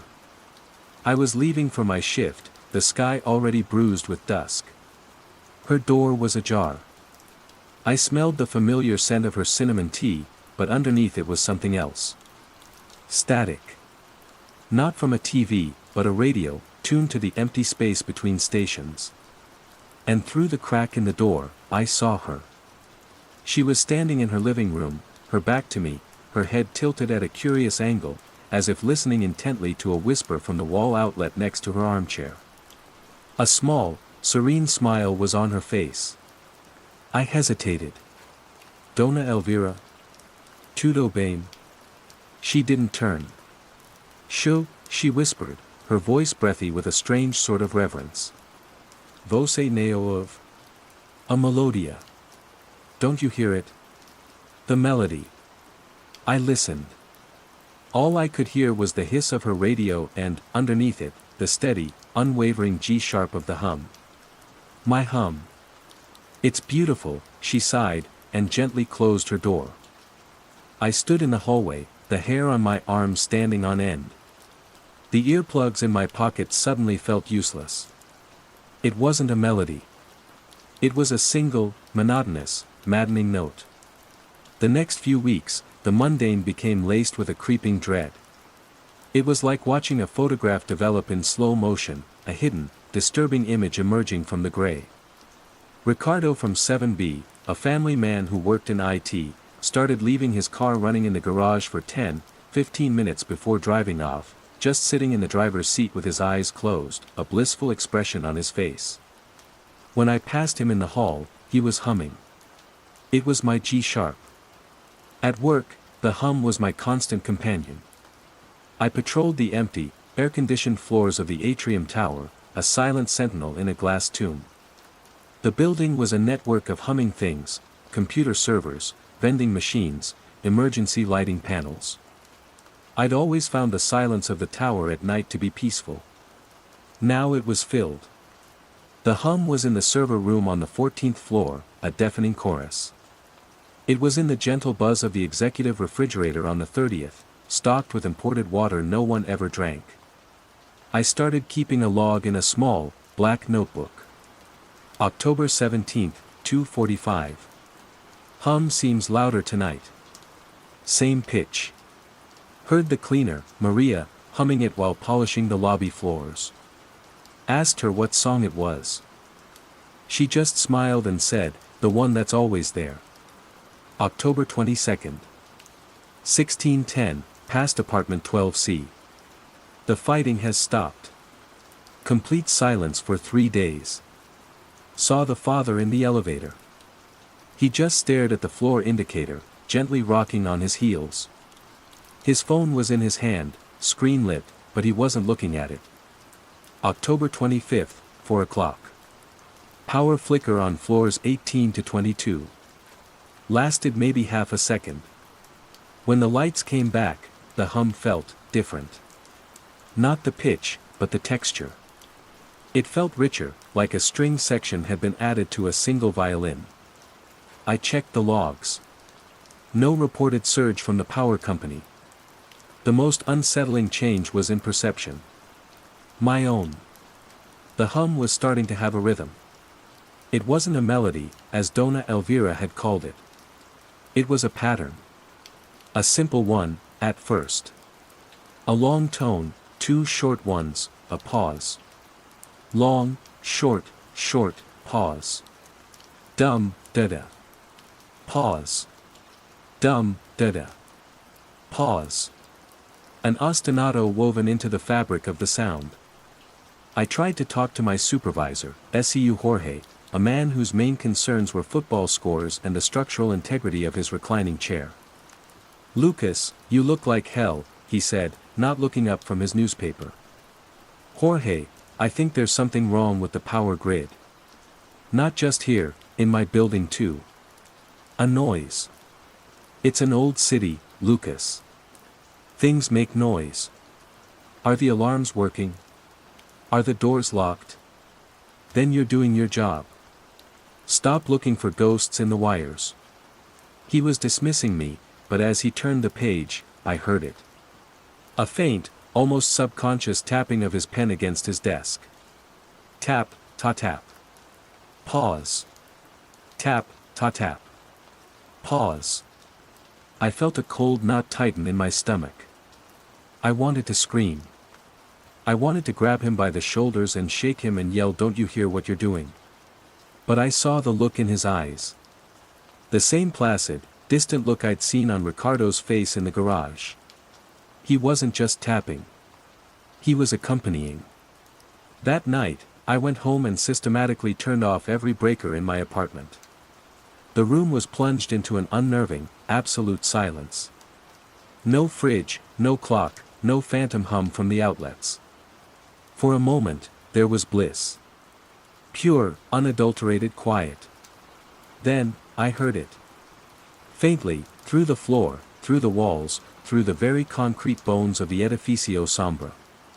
It was the collective hum of every other apartment, a chorus of refrigerators, televisions, air conditioners, and radios all left on, all contributing their small voice to the great, singular G-sharp.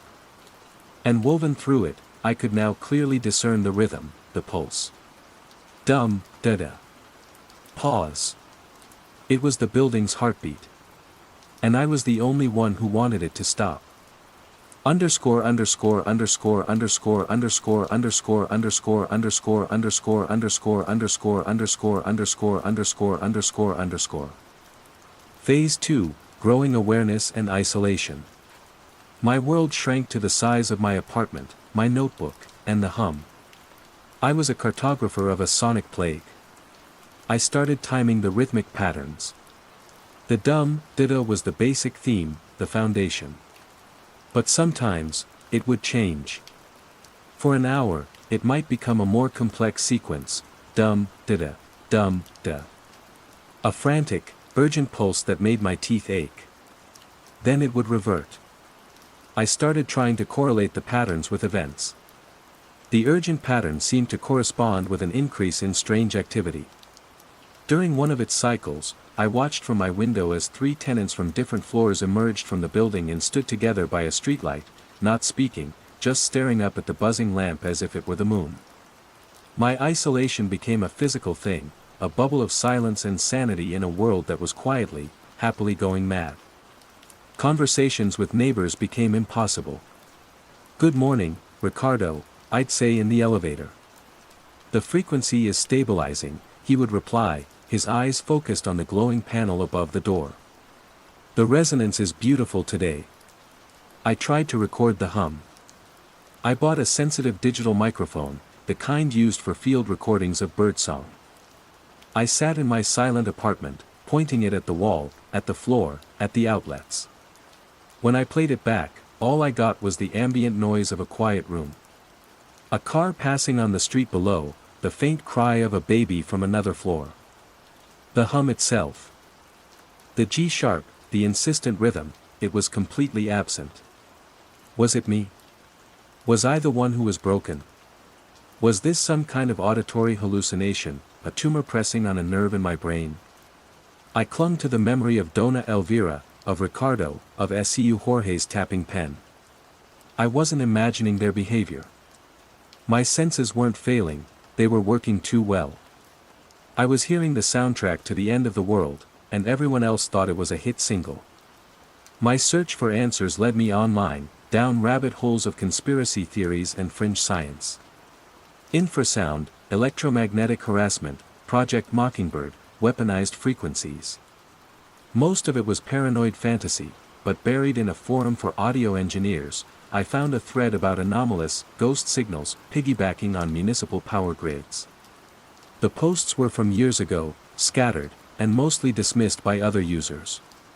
But one user, with the handle audiophile_77, described something eerily familiar, a persistent, low-frequency hum in their building in Toronto that seemed to cause mild behavioral changes in their neighbors. The thread died without resolution. It was a dead end, but a validating one. I wasn't the first. My attention focused on Isabella.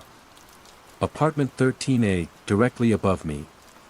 She was a student at the university, I thought. I'd seen her with a keyboard case slung over her shoulder. She kept late hours, just like me. Sometimes, in the dead of night, I would hear the faint, elegant notes of a piano exercise trickling through the ceiling.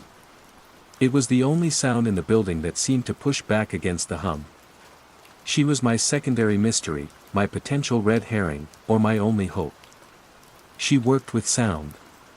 She had to notice. I engineered a meeting in the lobby. I accidentally dropped my keys as she was collecting her mail.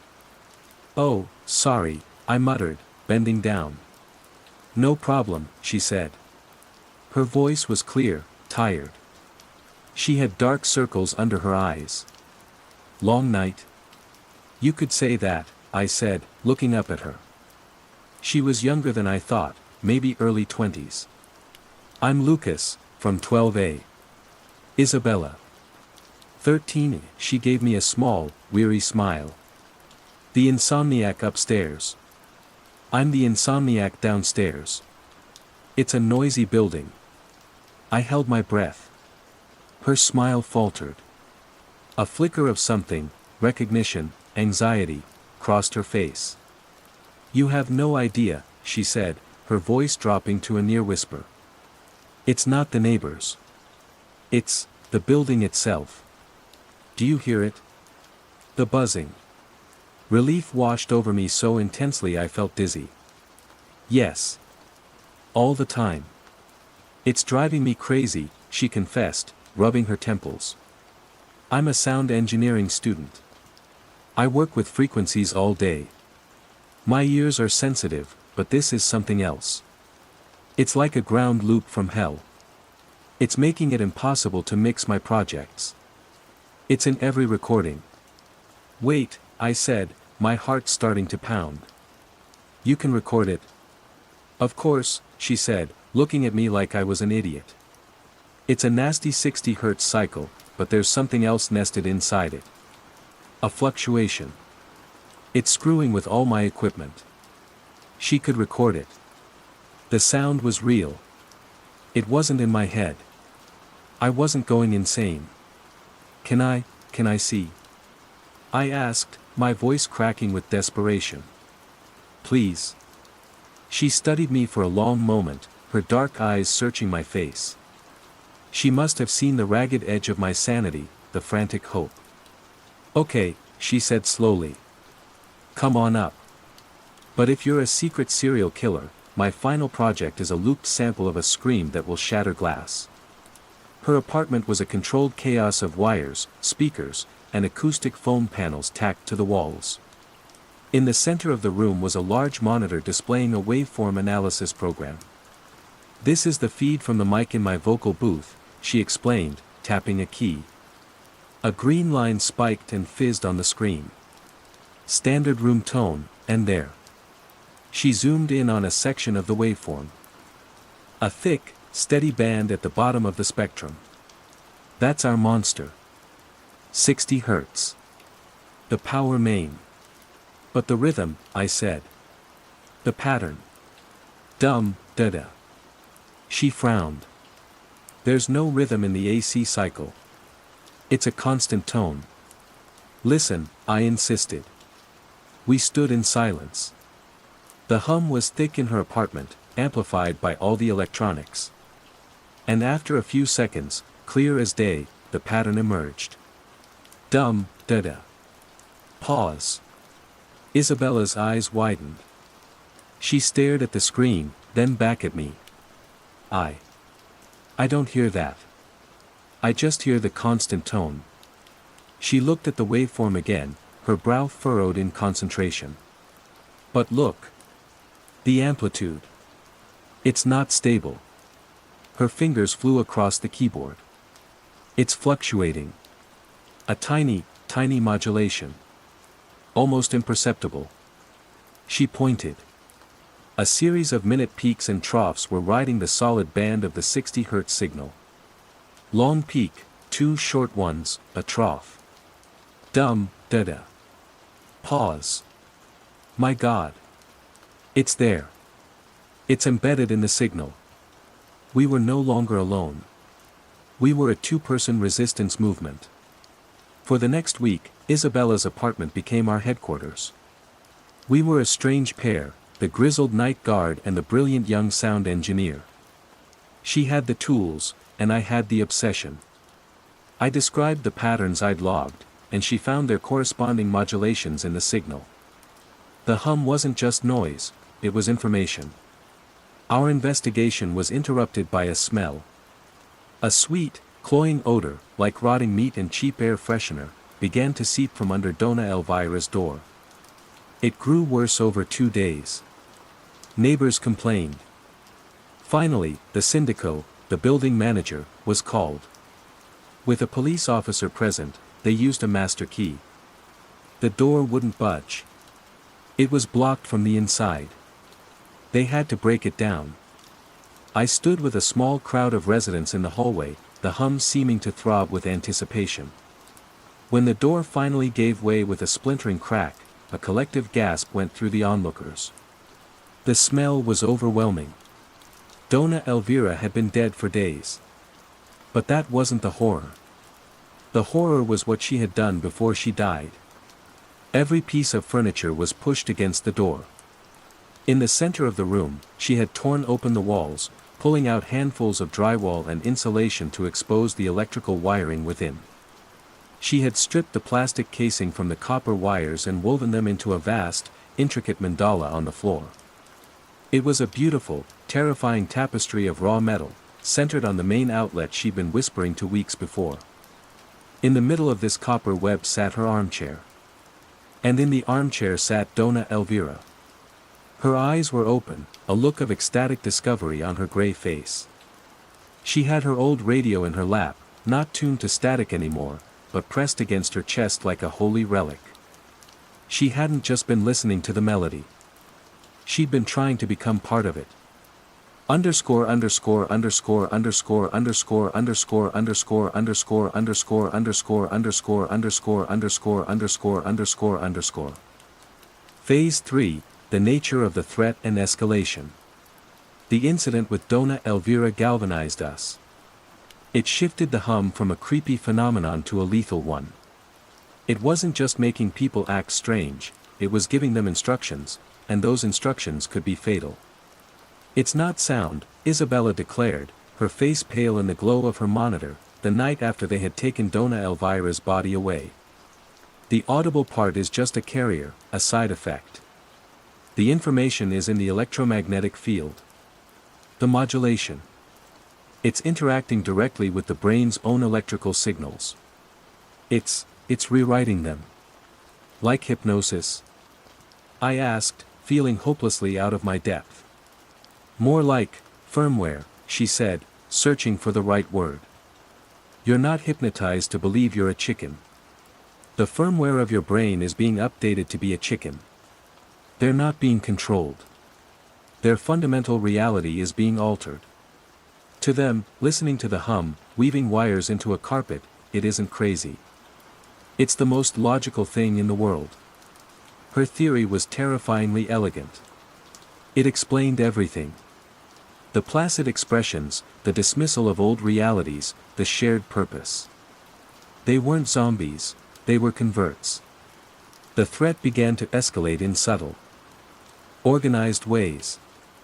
The listeners, as I'd started calling them in my notebook, were becoming more coordinated. It started with the appliances.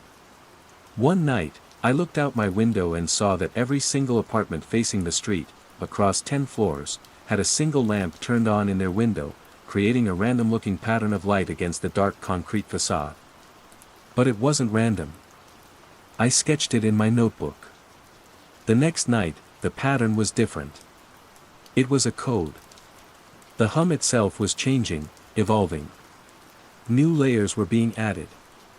A higher frequency, almost a whistle, would sometimes ghost over the G-sharp. The main rhythm would occasionally break into complex, syncopated arpeggios that made my head spin. Isabella's equipment strained to keep up. "The signal is getting stronger," she said, pointing to the angry, spiking waveform. "And more complex. It's like it's learning. Or, like more of it is being broadcast." Our alliance was the only thing keeping me sane, but it was an alliance forged in fear, and fear is a fragile foundation. I noticed a change in Isabella. She was spending more and more time analyzing the signal, not for defense, but out of academic curiosity. The fear in her eyes was slowly being replaced by a kind of obsessive fascination. "Look at this, Lucas," she'd say, her voice buzzing with an excitement that chilled me. "The pattern isn't just a simple repetition. It's fractal. The same sequence repeats on a microlevel inside the primary wave. It's mathematically perfect. It's beautiful." She started humming. It was quiet at first, subconscious, the way Seu Jorge had tapped his pen. A little tune she hummed while she worked. It was the hum's tune. "Isabella," I said, my voice tight. "You're humming."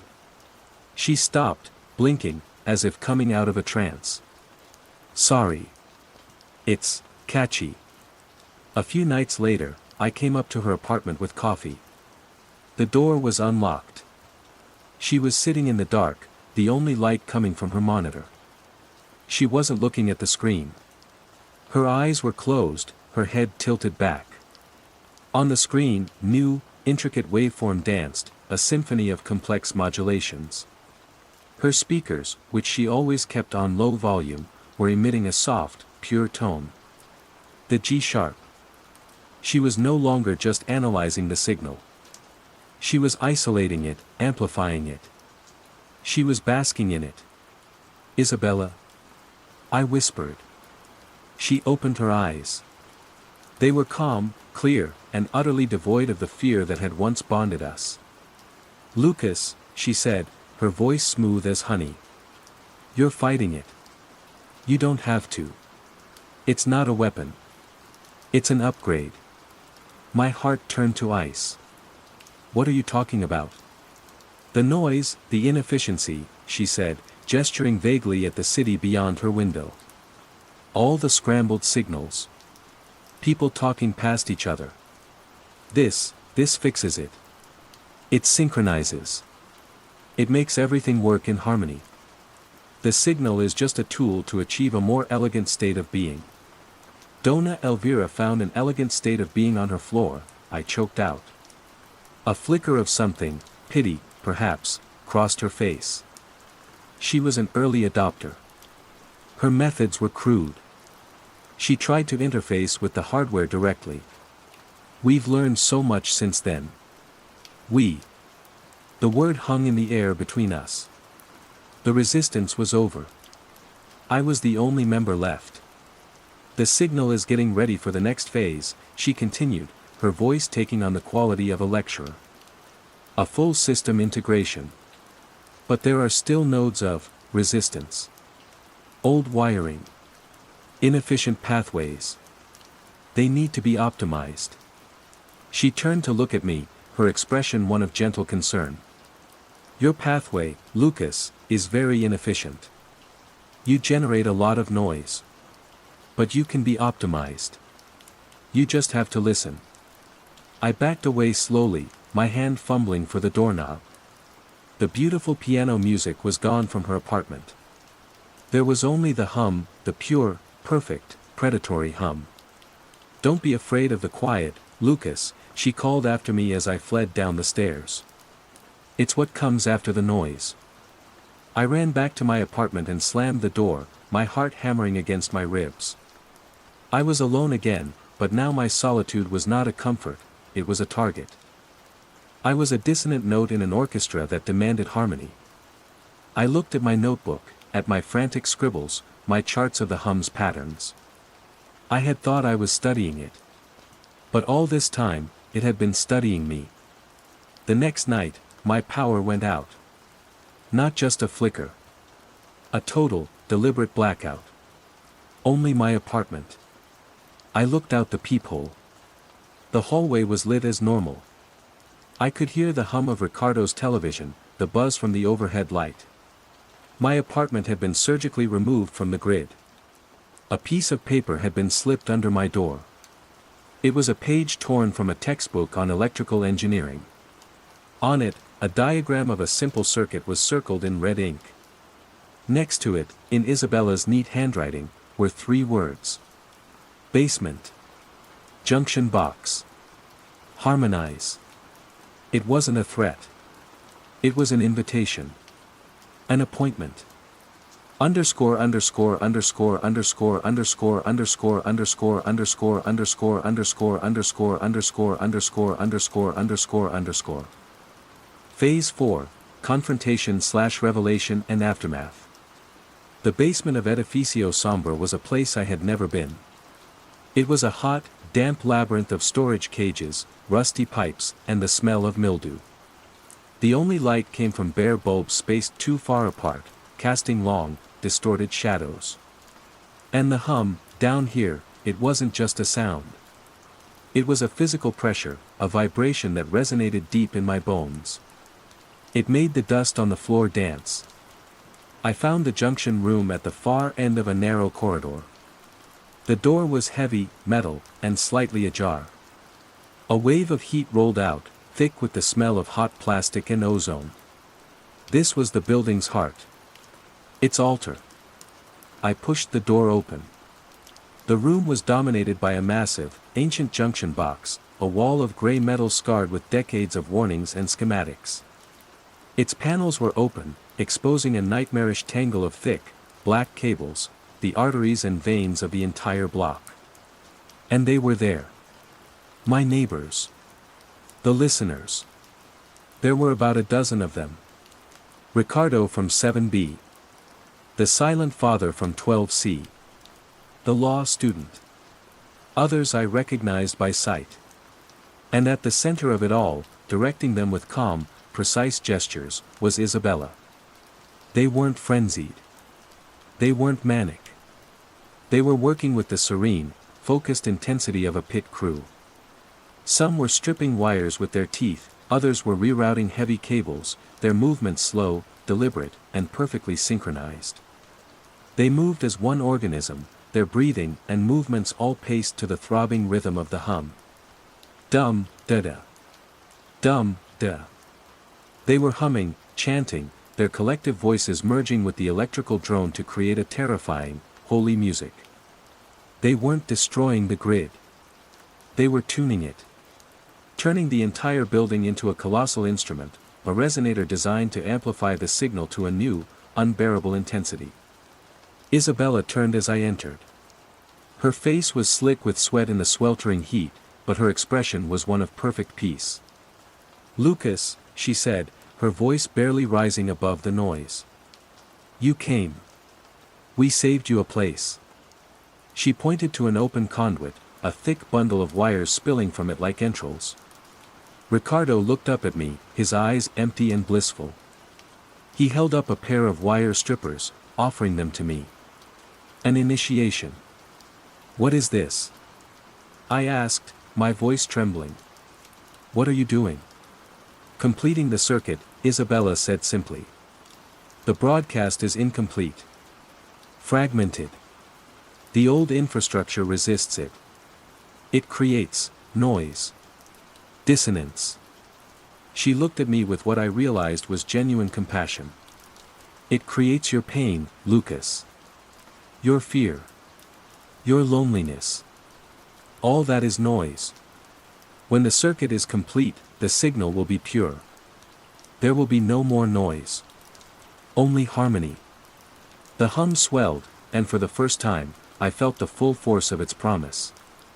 It washed over me, a wave of pure information, offering an end to the frantic, pointless struggle of individuality. It offered order. Connection. A place in a vast, flawless pattern. My solitude, my defining trait, suddenly felt like a disease. My resistance felt like a futile, exhausting error. The urge to drop to my knees, to press my hands against the hot metal, to join the chant and let the signal scour me clean, was overwhelming. It was the siren song of surrender. I saw Dona Elvira's face in my mind, her ecstatic, dead eyes. I saw her web of copper wire. She had tried to harmonize. This was just a more efficient method. "No," I whispered. Isabella's serene smile didn't falter. "The choice is yours, Lucas. But the performance has already begun. You can either join the orchestra or be deafened by it." I turned and ran. I didn't look back.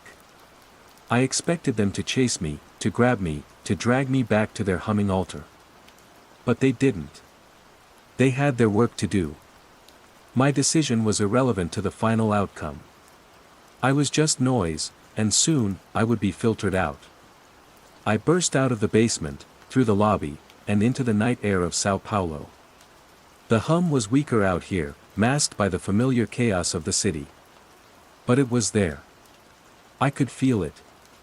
I ran down Avenida Paulista, a river of red taillights and white headlights.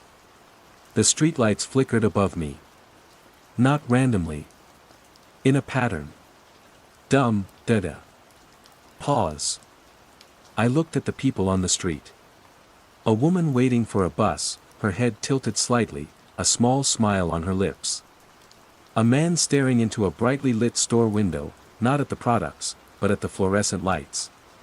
A group of teenagers, silent, all looking at their phones, the screens pulsing with a faint, synchronized rhythm.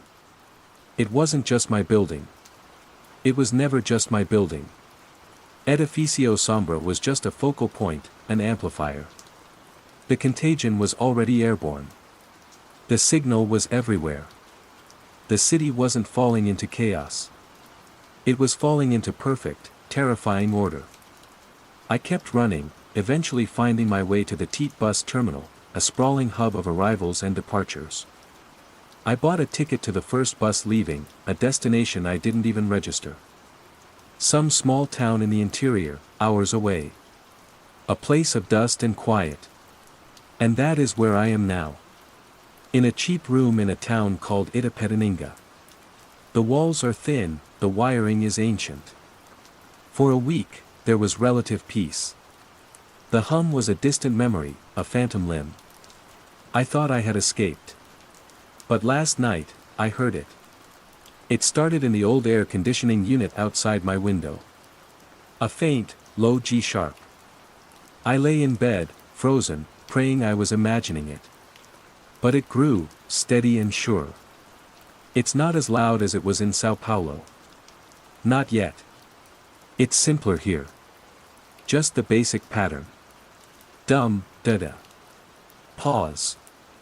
I'm writing this in my notebook, the last chronicler of the world of noise. I'm trying to hold on to the memory of dissonance, of argument, of chaos, of loneliness.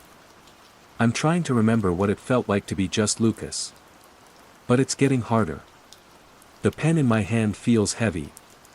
My fingers are tapping against the worn wooden table. Without my permission. Without my control. Tap, ta tap. Pause. Tap, ta tap. Pause. The rhythm is simple. It's clean. There's a certain logic to it. A certain peace.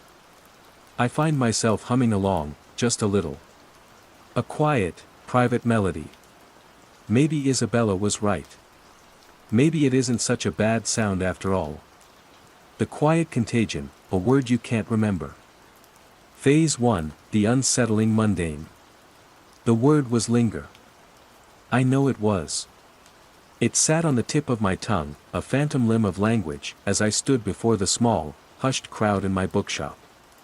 The crooked spine wasn't much, more a loving hoard of paper and ink than a proper business, but it was mine. And on Tuesdays, it was a sanctuary for the city's quiet poets and weary listeners. The book in my hands was a worn copy of Yeats, its pages softened to the texture of old linen.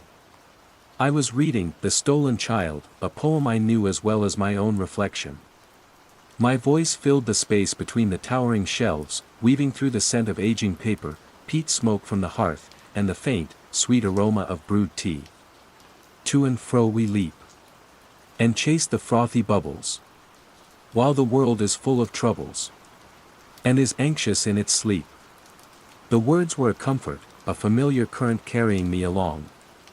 I reached the final stanza, the call of the fae to the human child.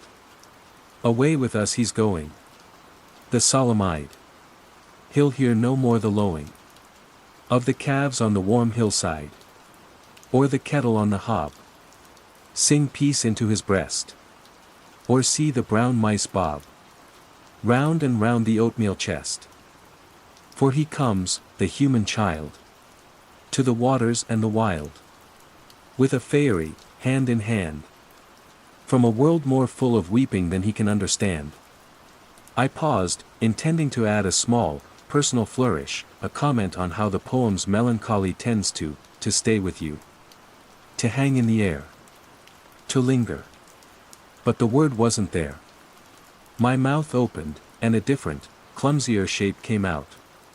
It sort of, sticks around, doesn't it? A flush of heat crept up my neck. I sounded like a child. The audience, a kind dozen of regulars and a few curious tourists, just smiled and nodded, their minds still wrapped in Yeats's gossamer verse. A smattering of applause broke the spell. I closed the book, my thumb tracing the embossed harp on the cover. The mental hiccup was jarring, a skipped beat in the rhythm of my own mind. I chalked it up to fatigue. I'd been cataloging a new shipment of estate sale books until 3 a.m., my eyes gritty and my thoughts frayed. The next day, the unease returned. I was shelving a new biography of James Joyce when Mrs. Doyle, a sweet woman with hair like spun snow, came to the counter. "Aisling, love," she said, her voice a soft Dublin lilt. "I'm looking for a book for my grandson. Something with a bit of adventure, but not too frightening. He's a sensitive soul. The scary bits from his films, they tend to, well." She fluttered a hand near her temple. "They stay in his head for too long." "Ah," I said, nodding. "You don't want the fear to linger." The word was right there, a perfect, polished stone in the riverbed of my thoughts. But as I went to pick it up, it dissolved. My tongue felt thick. To hang about, I finished lamely. Mrs. Doyle didn't notice. She was already distracted by a display of illustrated children's classics. But I noticed. My heart gave a sharp, unpleasant thud. It was the same word. Twice in 2 days. I leaned against the counter, taking a deep breath of the shop's familiar air. "Stress," I told myself. "You're overworked. Maybe you're coming down with something." I tried to force it. I closed my eyes and pictured the word, spelled out in my mind's eye. Elanjar. It meant to remain, to tarry, to be slow to depart. It was a good word, a poet's word. Solid. Dependable. Later that afternoon, my part-time assistant, Connor, was sweeping the floor. He was a Trinity student, sharp and witty, with a mane of untamable red hair. "There's a smell in that back corner," he said, wrinkling his nose. "Sort of damp and musty. Even after I clear out the old boxes, the scent seems to," he paused, frowning. "It just stays there.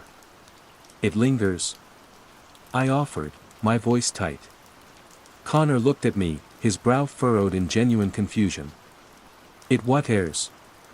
"Lingers," I repeated, enunciating carefully. "The smell lingers." He gave a short, baffled laugh. "Is that Welsh or something? Never heard that one." "No, it just doesn't go away." He went back to his sweeping, whistling a tune from a band I'd never heard of. I stood frozen behind the counter, a cold dread seeping into my bones. It wasn't just me. He didn't know the word. He looked at me as if I'd invented it. My first impulse was pure, rational disbelief. He was joking. It was a prank. But Connor wasn't a prankster, and the look on his face had been one of utter, unfeigned incomprehension.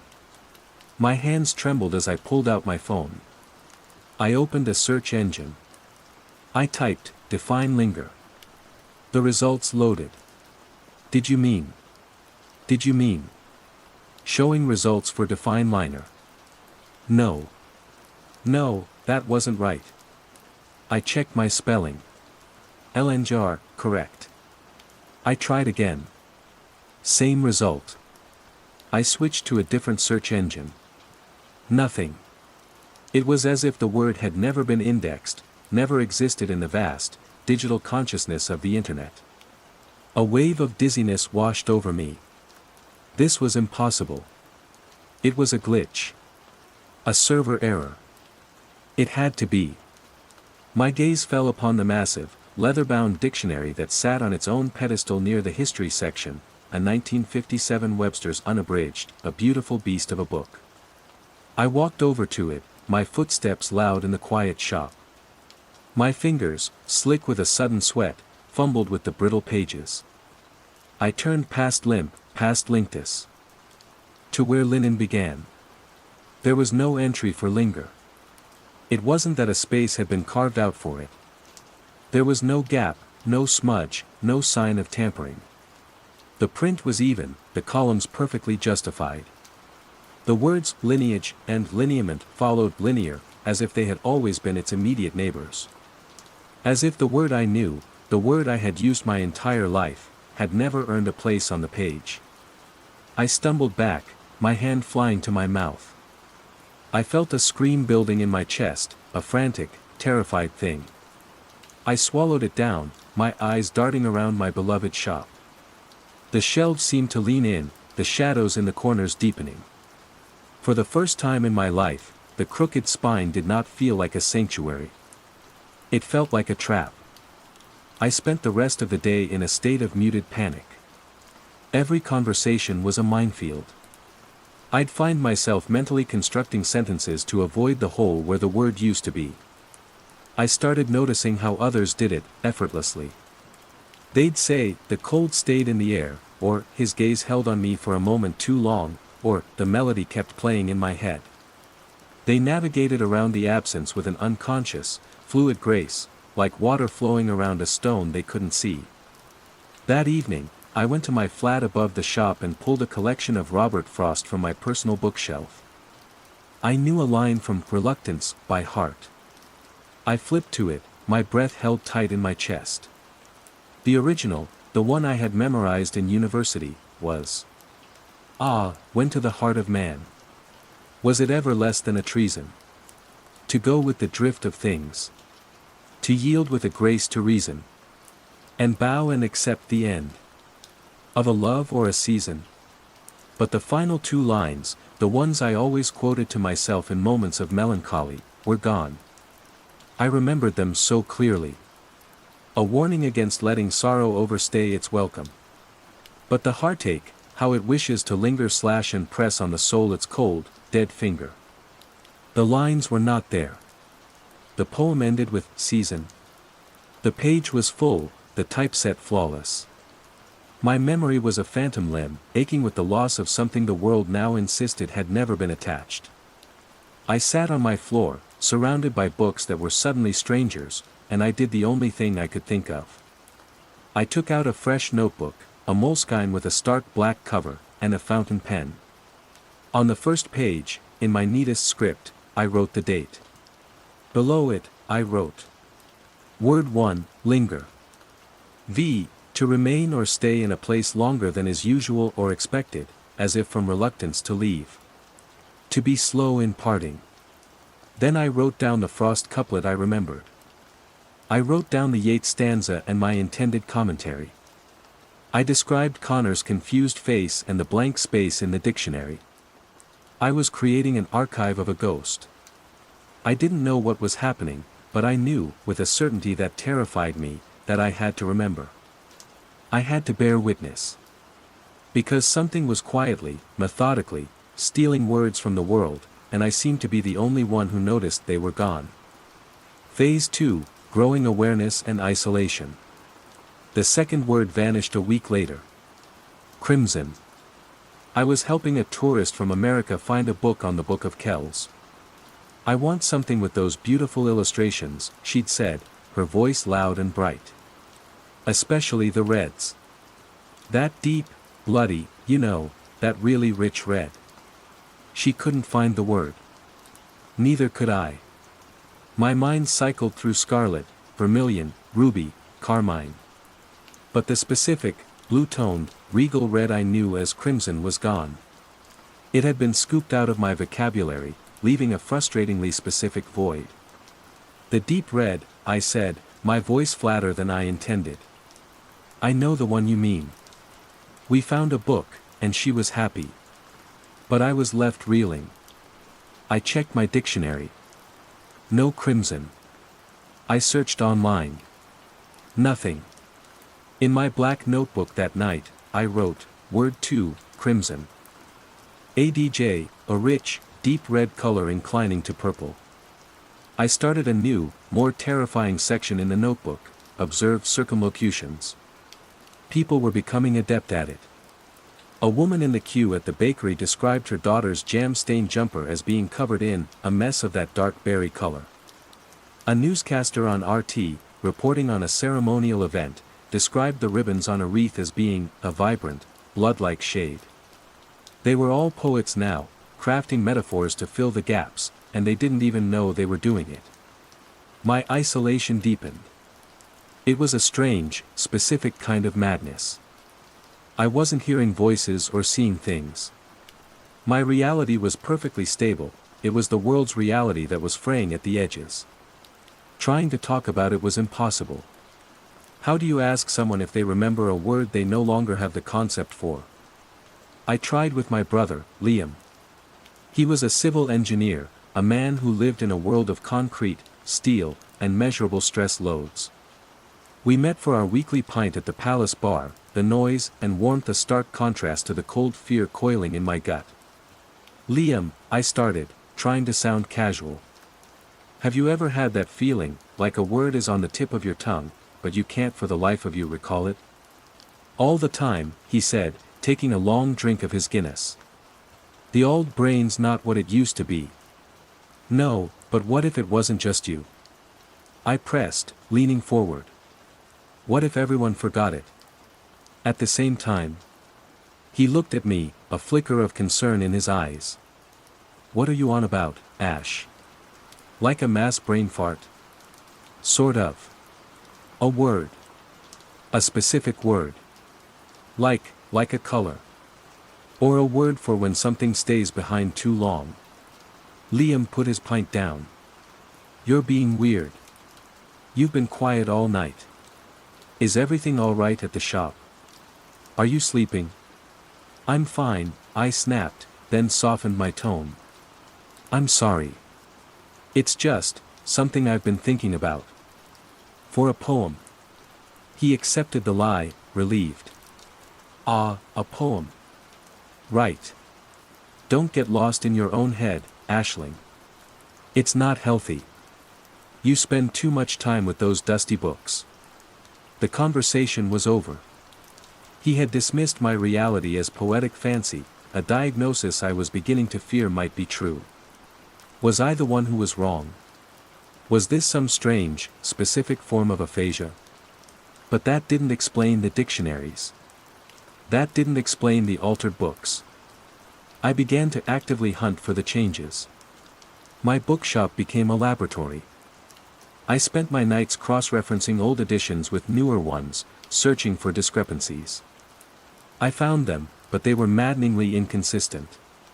A 1962 edition of a history textbook would have a sentence altered, but a 1985 reprint would have the original phrasing, only for a 2005 edition to have the alteration again. There was no linear progression. The quiet, as I had started calling it in my journal, wasn't just moving forward, it was stitching itself into the past, weaving a new tapestry of what always was. The disappearances became more significant. It wasn't just words anymore. It was concepts. One afternoon, a man came in asking for books about the Irish Civil War. We had a whole section on it. But as I led him to the shelves, I felt a dizzying lurch of vertigo. The section was smaller. The names on the spines, Collins, de Valera, were still there, but some of the other key figures were gone. Books I knew I had, biographies of men like Cathal Brugha and Arthur Griffith, were simply absent. Not sold, not misplaced. They were gone, and the space on the shelf where they should have been was filled with other, unfamiliar titles. Here we are, I said, my voice strained. The man browsed for a moment, then turned to me. It's funny, he mused, you read about the big fellas, Collins and Dev, but you never really hear about the other lads. The ones who did the negotiating. You'd think they'd be more famous. Arthur Griffith, I said, the name feeling like a stone in my mouth. Who? My blood ran cold. Arthur Griffith. He led the delegation to London. He signed the treaty. The man gave me the same look Connor had. Blank. Polite. A little concerned. Can't say I've ever heard of him. Miss. Are you sure you're not thinking of someone else?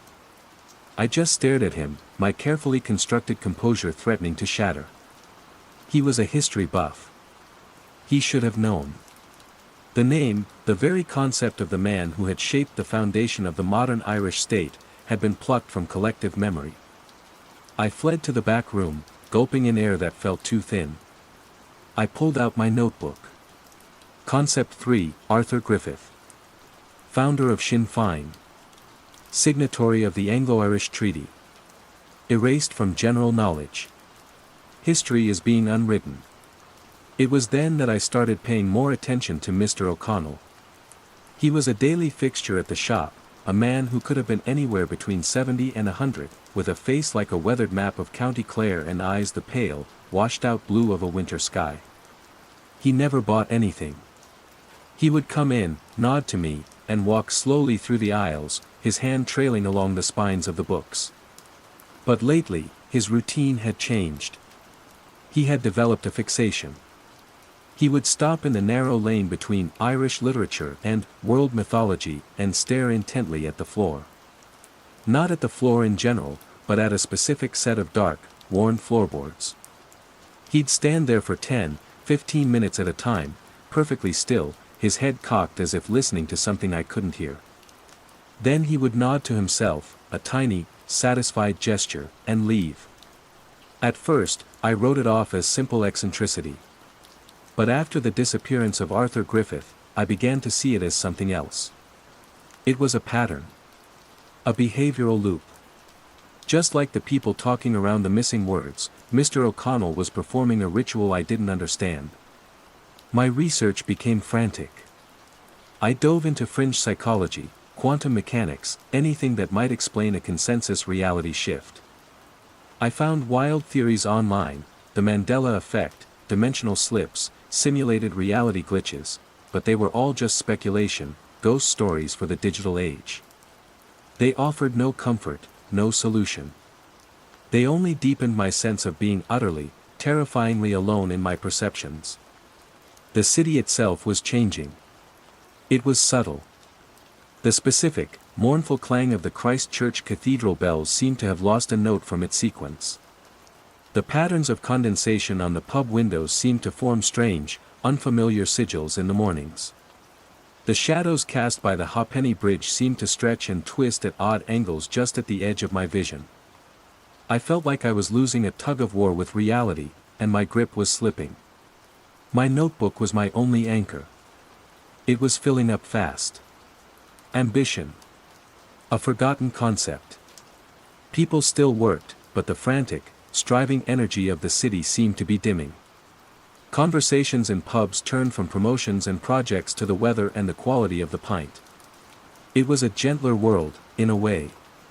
A more placid one. And that was the most horrifying part of all. No one was screaming. No one was fighting. They were just, letting go.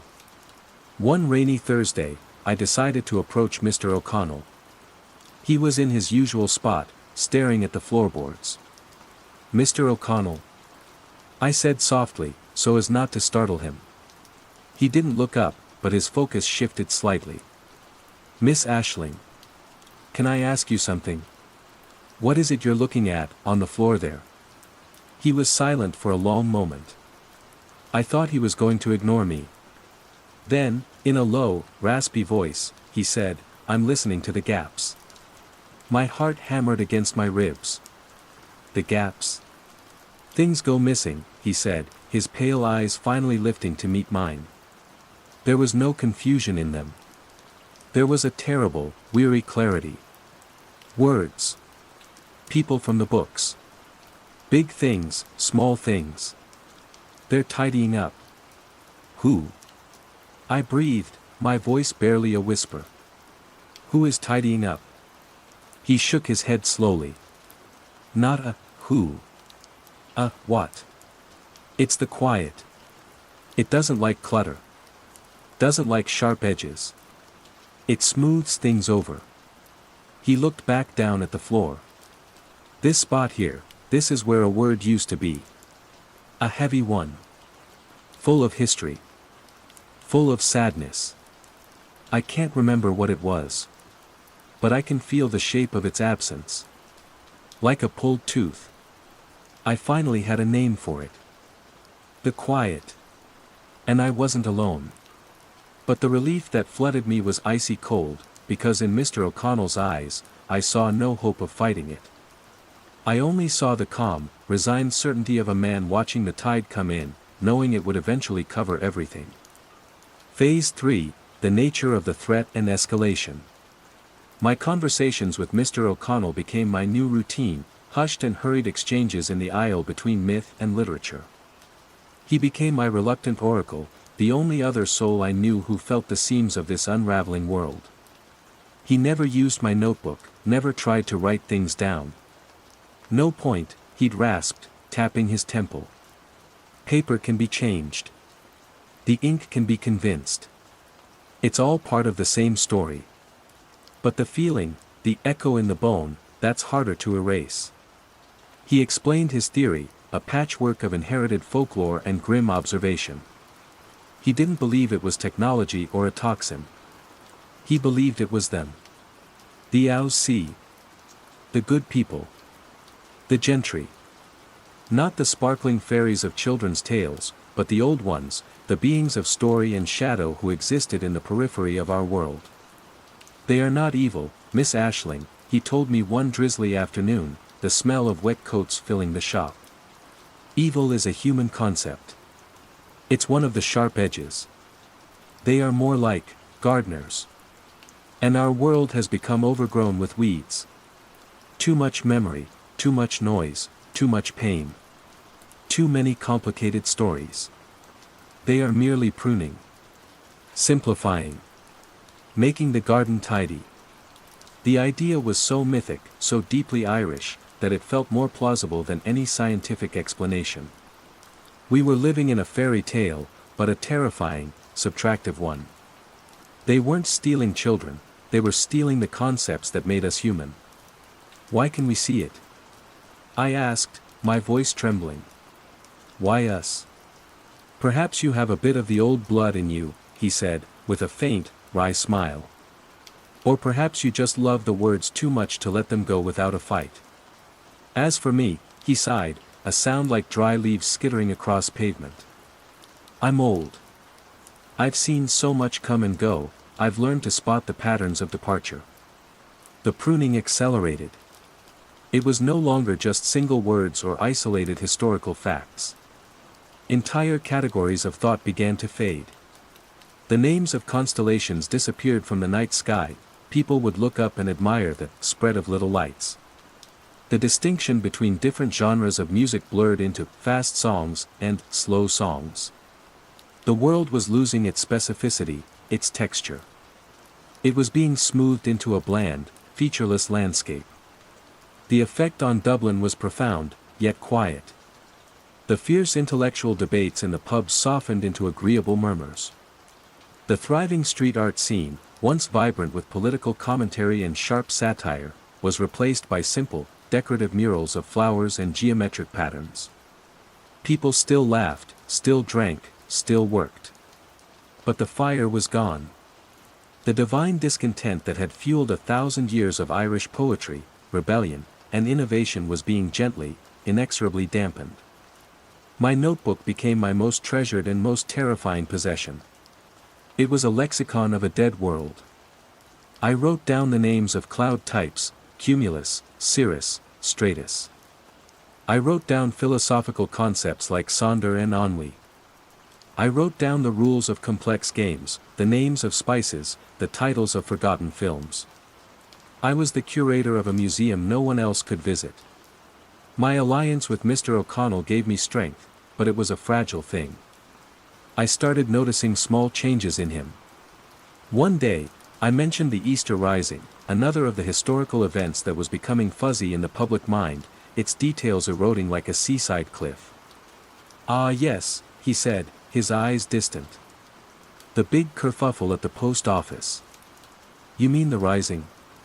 I prompted, a knot of dread tightening in my stomach. The Rising, he repeated, but the word sounded hollow, a shape he was mimicking without understanding its weight. Yes. A sad business. Very, untidy. He was succumbing. The quiet was tidying him up, too. His unique awareness was being smoothed over, his memories of the gaps being filled in with the same placid acceptance as everyone else's. He still came to the shop, still stood over the floorboards, but now he had a faint, serene smile on his face, as if admiring the grain of the wood. The urgency was gone. He had forgotten why he was watching. The day he forgot my name was the day my hope broke. "Good morning, miss," he said, nodding pleasantly as he entered the shop. "A soft day." "Good morning, Mr. O'Connell," I replied, my voice steady despite the tremor in my hands. He just smiled and began his slow, pointless perambulation. He hadn't called me Miss Ashling. He had called me Miss. The familiarity, the shared secret, was gone. He was just another ghost now, haunting my shop, and I was utterly, completely alone again. The escalation became personal. The quiet was no longer just targeting the collective. It was coming for me. It started with small things. The memory of my third-grade teacher's name. The melody of a song I'd loved in my teens. Little chips taken from the mosaic of my identity. Then it came from my mother. She had died 5 years ago, a sudden illness that had stolen her away too quickly.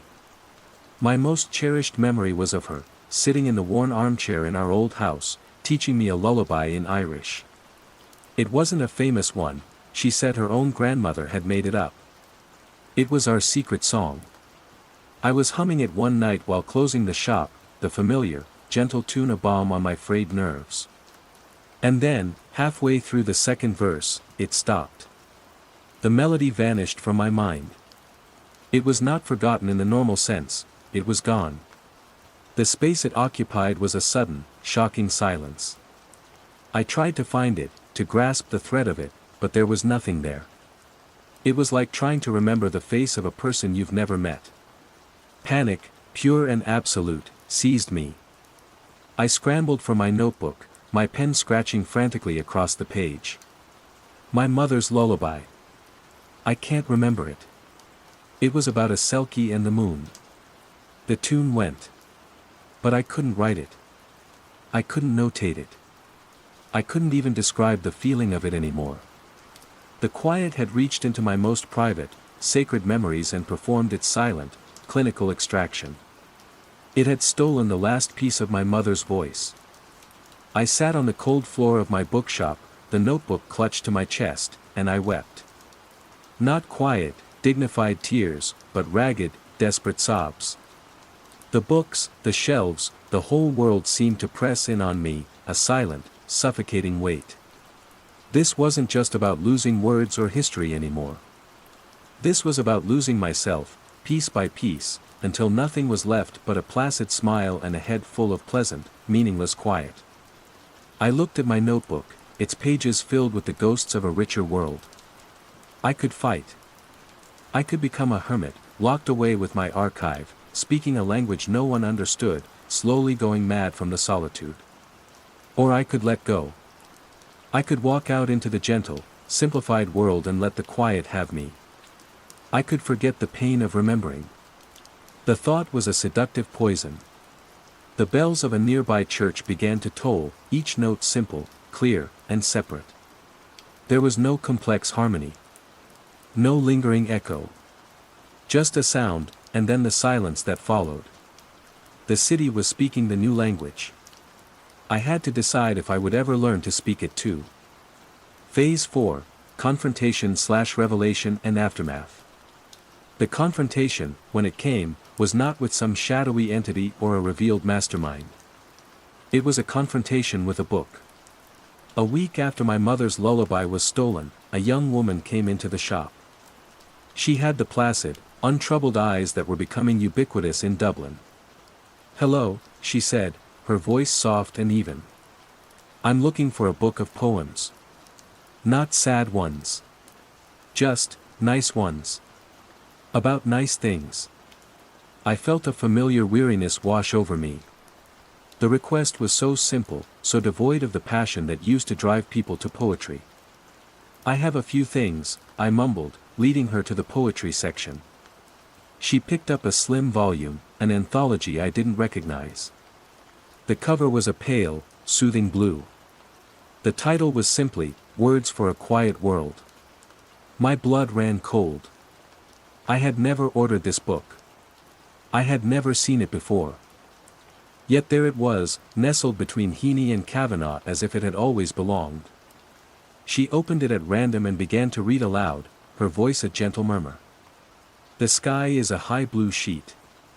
The sun is a warm good thing. The tree has leaves, green and neat. The birds in the branches sing. The words were, nothing. They were technically correct, a series of simple statements. There was no metaphor, no imagery, no emotion. It was the poetry of a world without crimson, without ambition, without linger. It was the language of the quiet. Oh, that's lovely, the woman sighed, a look of genuine contentment on her face. She brought the book to the counter. I'll take this one. As I wrapped the book, my hand brushed against the pages. And in that moment, I felt it. A faint, psychic hum. A sense of immense, ancient, and utterly indifferent consciousness. It was the source. Or at least, a conduit. This book, and thousands like it, were appearing on shelves, their simple, placid verses overriding the complex, difficult beauty of what came before. They were the seeds of the new, quiet reality. The confrontation wasn't about fighting it. How could I fight a poem? How could I burn every copy of a book that was spontaneously generating itself across the world? The quiet wasn't an invasion, it was a change in the very nature of reality's composition. It was a tide, and all my frantic scribbling in my notebook was no more than a child's sandcastle. The woman left with her book, a happy customer. I stood in the silence, my heart a cold, heavy stone in my chest. I looked at my notebook. My archive. My anchor. It felt foolish now, a monument to a forgotten war. To keep fighting was to guarantee a lifetime of screaming into a void. To surrender was to lose my soul. But then, a third option began to form in my mind, a thought born of desperation and a lifetime of loving language. The quiet erased concepts by removing the words for them. It simplified. But language was my domain. What if I didn't have to use the old words? What if I could build something new in the cleared spaces? I couldn't have crimson, but I could still describe the color of a poppy's heart just before it breaks. I couldn't have ambition, but I could write about the hunger for the horizon. I couldn't remember my mother's lullaby, but I could write a new one about the silence she left behind, a silence that now filled the whole world. I wouldn't be a curator of a dead language. I would be a poet of the gaps. My confrontation was a choice. I would not surrender, and I would not fight a battle I was destined to lose. I would adapt. I would use the tools of the old world to navigate the new one. My poetry would no longer be about remembering what was lost, but about describing the shape of the absences. I would become a cartographer of the void. I picked up my black notebook. I turned to a fresh page. The last entry had been the frantic, tear-stained scrawl about my mother's song. Now, with a steady hand, I began to write a poem. There is a space where a song should be. Shaped like a boat on a silver sea. It does not sing, but the silence holds. A story that can't be told. Its notes are gone, its words are flown. A quiet seed, in quiet sown. And in my chest, a hollow space. A map of this new, placid place. The world outside the crooked spine continued its gentle fade. The conversations grew simpler, the colors softer, the memories shorter. Mr. O'Connell still visited, smiling at the floorboards, at the shelves, at me, his eyes holding a vast, peaceful emptiness. I kept the shop. People still came in, looking for nice books, for quiet stories. And I gave them what they wanted. But for myself, and for the ghosts of the words only I remembered, I wrote. I filled notebook after notebook with a new kind of language, a vocabulary of metaphor and circumlocution, a testament to the fact that even when the world is being unwritten, the human heart will still find a way to leave its mark on the blank page. I am the only one who remembers the sharpness, the complexity, the glorious, painful noise of the world that was. It is a lonely existence. But sometimes, when a customer comes to my counter and struggles to describe a feeling, that ache you get when you see something beautiful that you know can't last, I can look at them and smile. And in my new, strange language, I can tell them that I understand.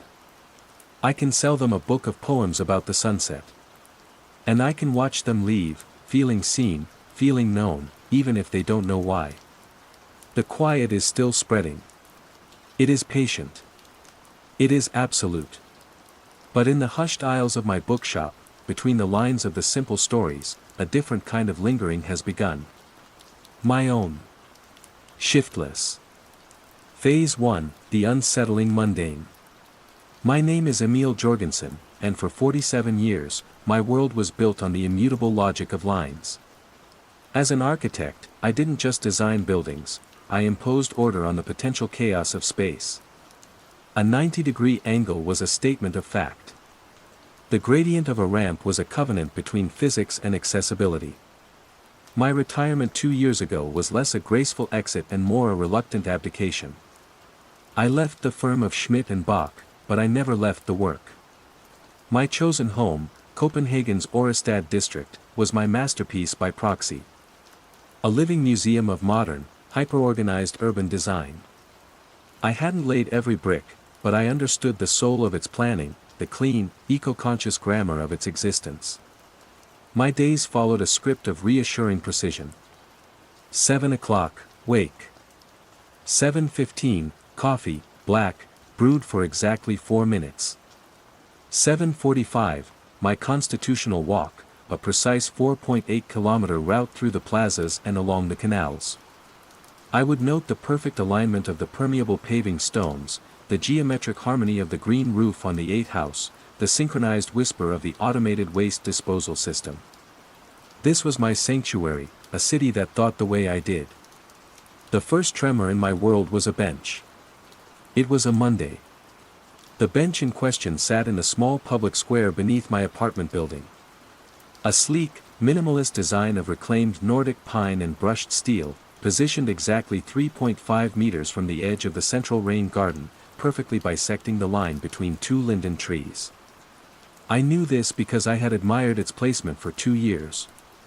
On this Monday, it was wrong.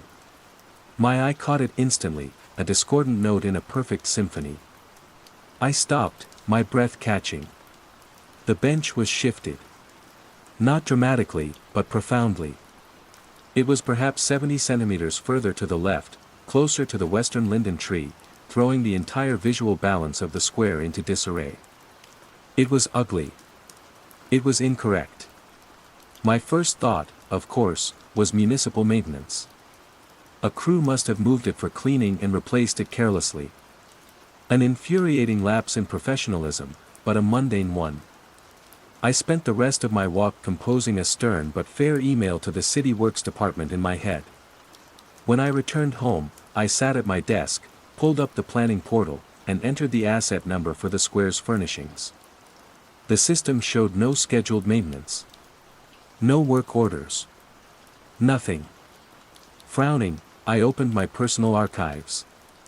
I had the original digital blueprints for this very square, a gift from a junior architect at the firm who knew of my obsession.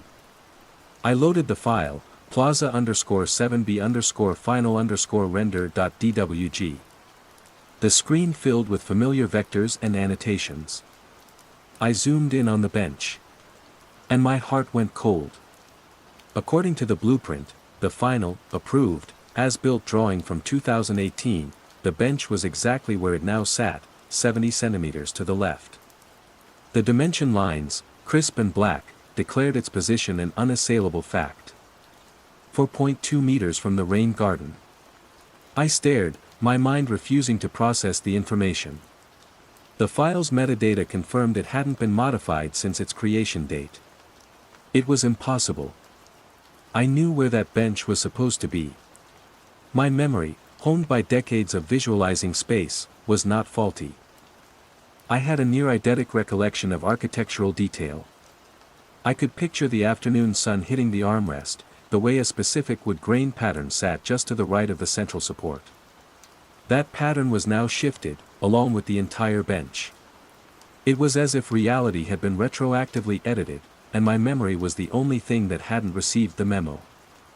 I closed the laptop, my hand trembling slightly. Stress, I told myself. A trick of the mind. Retirement was making me soft. I had been under a lot of self-imposed pressure lately, cataloging the district's smart infrastructure implementation. I needed to relax. But the next day, the large, semi-subterranean recycling bin at the end of the block was gone. It was simply not there. The circular steel lid, usually flush with the pavement, was replaced by an unbroken expanse of gray paving stones that looked as if they'd been there for a decade. I stared at the spot, the ghost of the bin's location seared into my brain.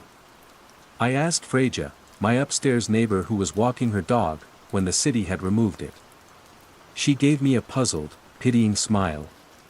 Removed what, Emile? There's never been a bin there. The nearest one is down by the canal. I knew for a fact that wasn't true. I had used that very bin yesterday to dispose of a wine bottle. I could recall the satisfying clatter as it dropped into the unseen depths. But Freja just patted my arm.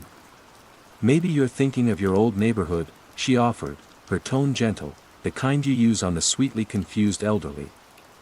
I was 68, not senile. I walked away, a knot of ice forming in my stomach. Later that evening, from my window, I looked down at the street. The recycling bin was back. Not just back, but nestled into the pavement as if it had never left. I didn't feel relief. I felt a profound, creeping terror. The incidents remained small, architectural minutiae that only a man of my disposition would even register. A crosswalk on Amager Faledvich whose painted lines now ended a full 10 centimeters before the curb, creating a useless, jarring gap. The rhythmic pulse of the LED streetlights, which I had timed at a perfect 0.8-second interval, now seemed to contain a stutter, a Morse code-like hesitation every minute or so. The texture of the tactile paving at the metro station felt different under my shoe, the familiar bumps now slightly flatter, less defined. Each time, I would frantically check the official records. Each time, the plans, the city ordinances, the maintenance schedules, all confirmed the new, wrong state of affairs as the one that had always been. The crosswalk was designed with the gap. The streetlight specifications included the diagnostic pulse. The tactile paving was a newer, low-profile model installed 3 years ago. I was living in a gaslit city. Or I was losing my mind. Every morning, I would wake and the first thing I would do is look out at the bench. It remained in its incorrect position, a silent, wooden monument to my fraying sanity. I began taking pictures. I started a private journal, on paper, with a fountain pen. Digital records could no longer be trusted. I sketched the correct layouts from memory, dating each entry. It felt less like documentation and more like an act of defiance, a desperate plea to a universe that had suddenly decided to revise its own work without consulting the architect. The world was full of rough drafts and my mind was the only copy of the original text. Phase 2, Growing Awareness and Isolation. The slow erosion of the mundane accelerated. The quiet contagion began to infect larger systems, warping the very geometry of my world in ways that were becoming impossible to rationalize. The bike path was the first true violation of logic. It was part of my morning route, a stretch of smooth red asphalt that ran parallel to the canal before curving gracefully towards the university campus. One Wednesday, I found it changed. About 100 meters down its length, the path now veered sharply inland, looped once, tightly, around a single, unassuming smart lamppost, and then rejoined its original course. It was a perfect, pointless circle. An aneurysm in an artery of transit. I stood there for 10 minutes, watching. A student on a racing bike approached, hit the loop without breaking pace, circled the lamppost with the practiced ease of habit, and continued on his way. A mother with a child in a front-mounted seat did the same. They navigated the absurdity as if it were the most natural feature in the world. My heart hammered against my ribs. I had to know. I walked onto the path, my sensible shoes feeling clumsy on the asphalt. I stepped into the loop. For a moment, the world felt thin. The hum I'd begun to associate with the streetlight seemed to concentrate here, a low thrum that vibrated in my teeth. The air shimmered, just at the edge of my vision, like heat haze on a summer road. I completed the circle and stepped off, feeling dizzy and nauseated. It wasn't just a strange design choice. It was a wound in the fabric of space. My isolation, once a quiet preference, was becoming a prison. I needed a second opinion, a sanity check from someone who understood the language of structure. I called Lars. Lars had been my partner at the firm for 30 years. He was pragmatic to a fault, a man who believed that any problem could be solved with a better spreadsheet. Lars, I said, trying to keep my voice even. I need you to look at something. The plans for Orestad South.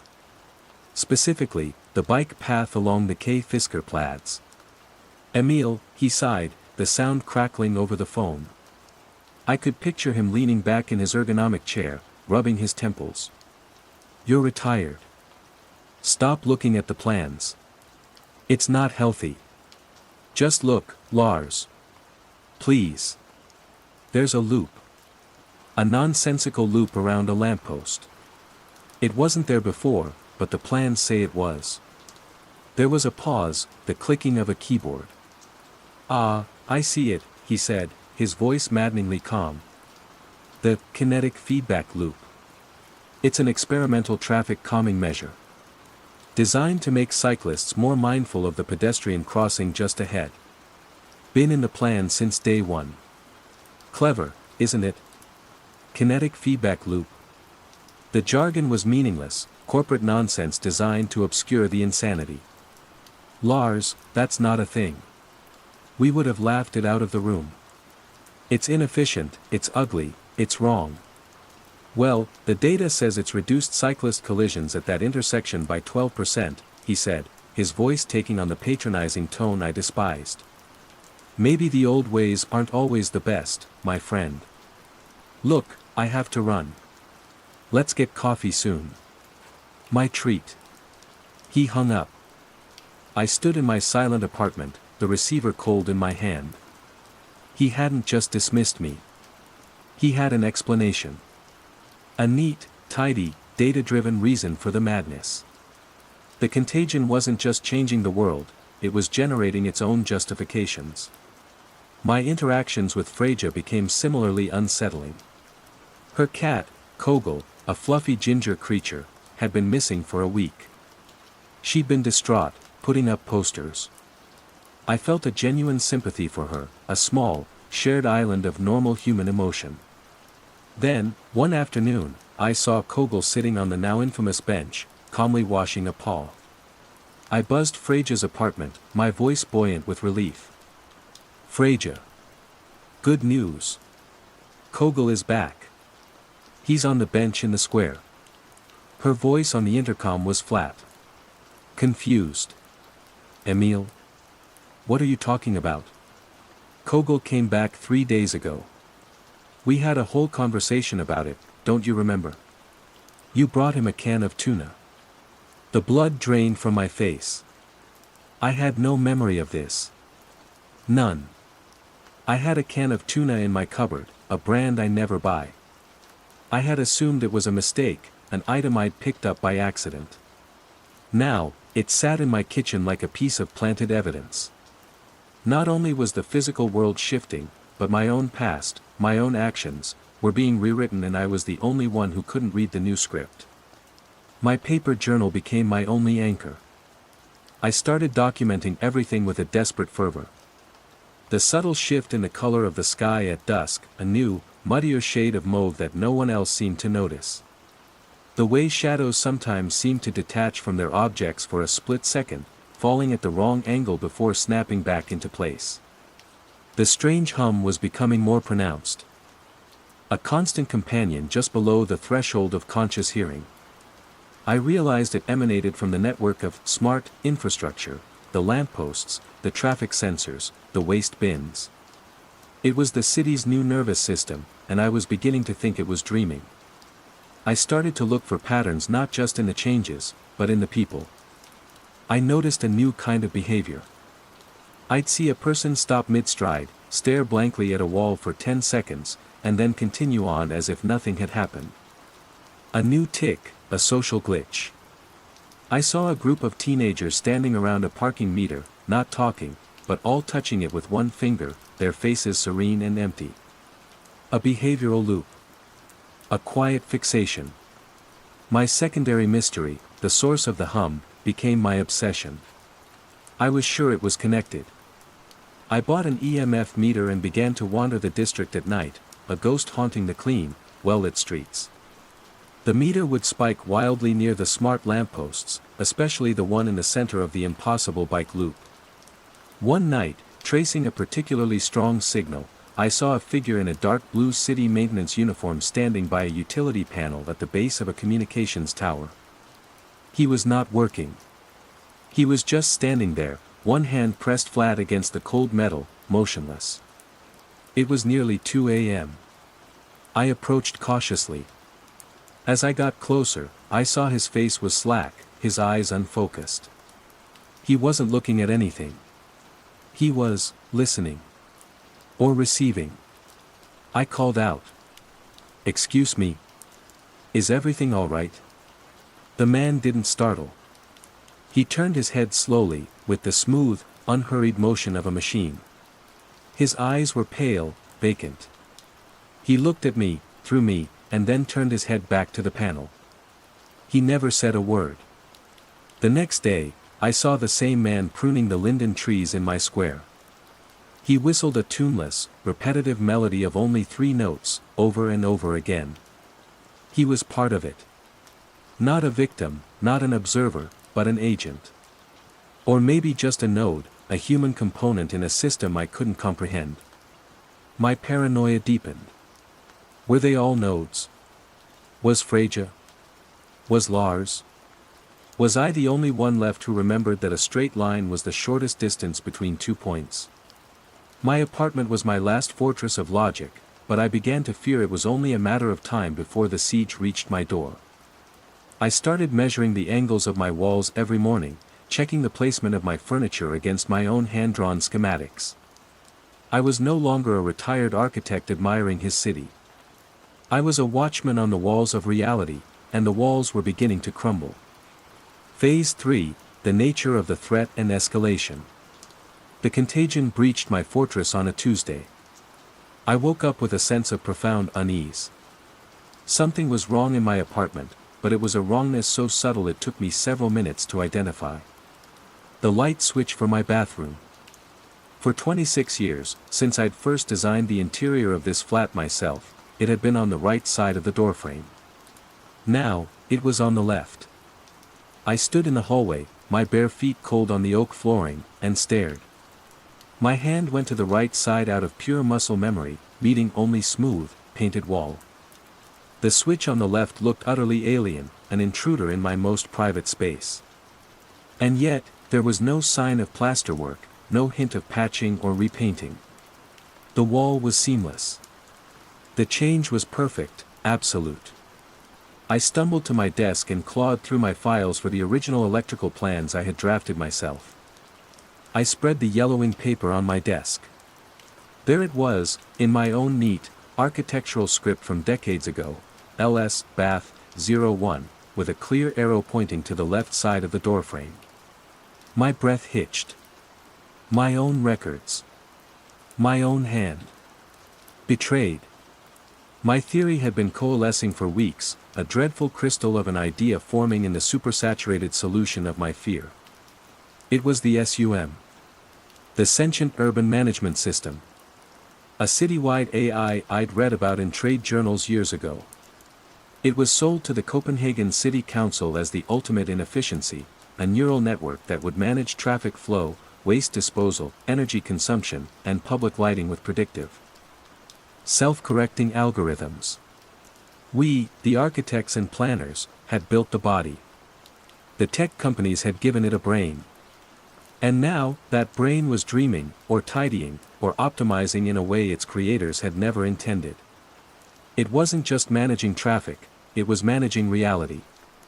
A bike path with a loop is inefficient for the cyclist, but perhaps the sum's calculations had determined that the brief, hypnotic circle calmed the cyclist's brainwaves, leading to a statistically significant reduction in aggressive behavior further down the road. Moving a bench by 70 centimeters might seem insane, but perhaps it subtly altered pedestrian flow in a way that reduced wear on a specific patch of grass by 0.01% over a 50-year span. It was the logic of a god, or an accountant, with access to all the variables except one, sanity. The escalation was no longer subtle, it was personal. My books, which I kept meticulously arranged by author and publication date, had reordered themselves overnight into a perfect gradient of color, from a deep crimson to a pale cream. The change was aesthetically pleasing in a shallow, unthinking way, but it was a violation of the deepest grammar of my being. A library is a conversation between authors, not a paint swatch. My desperate search for proof, for an anchor, led me to my deepest archives. In a dusty portfolio in the back of my closet, I found it. A roll of original survey maps from the 1990s, before the Oristad redevelopment. They were on heavy paper, drawn in India ink. Real, physical artifacts. Unconnected to any network. Unchangeable. With trembling hands, I unrolled the map of my local area. And there it was. The square beneath my window, with the bench positioned correctly, 3.5 meters from the rain garden. The bike path, a clean, straight line. The space where the recycling bin should be, clearly marked with the universal symbol for waste disposal. Tears of relief pricked my eyes. I wasn't mad. It was real. This piece of paper was my witness.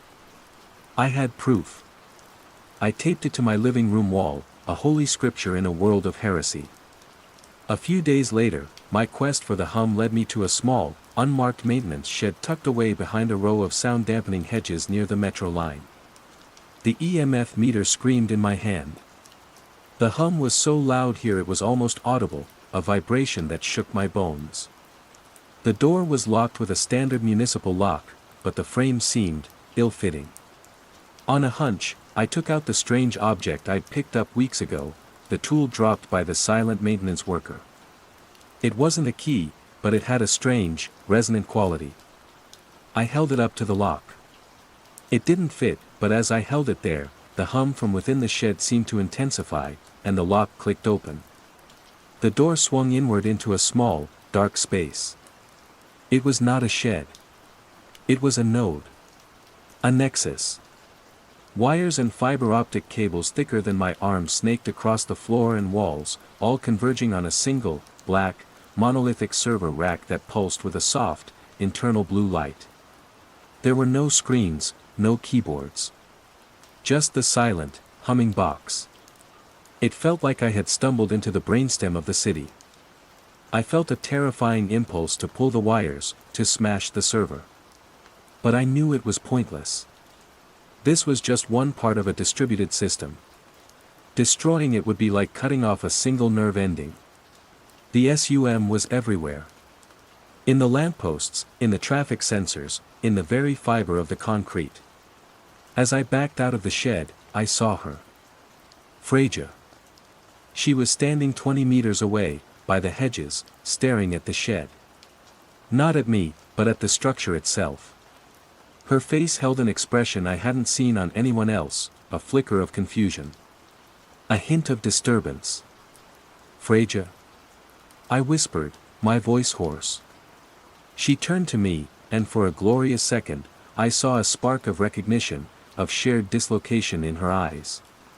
Emile, she began, that shed, wasn't it supposed to be a birch grove? My heart leaped. An ally. Someone else who remembered.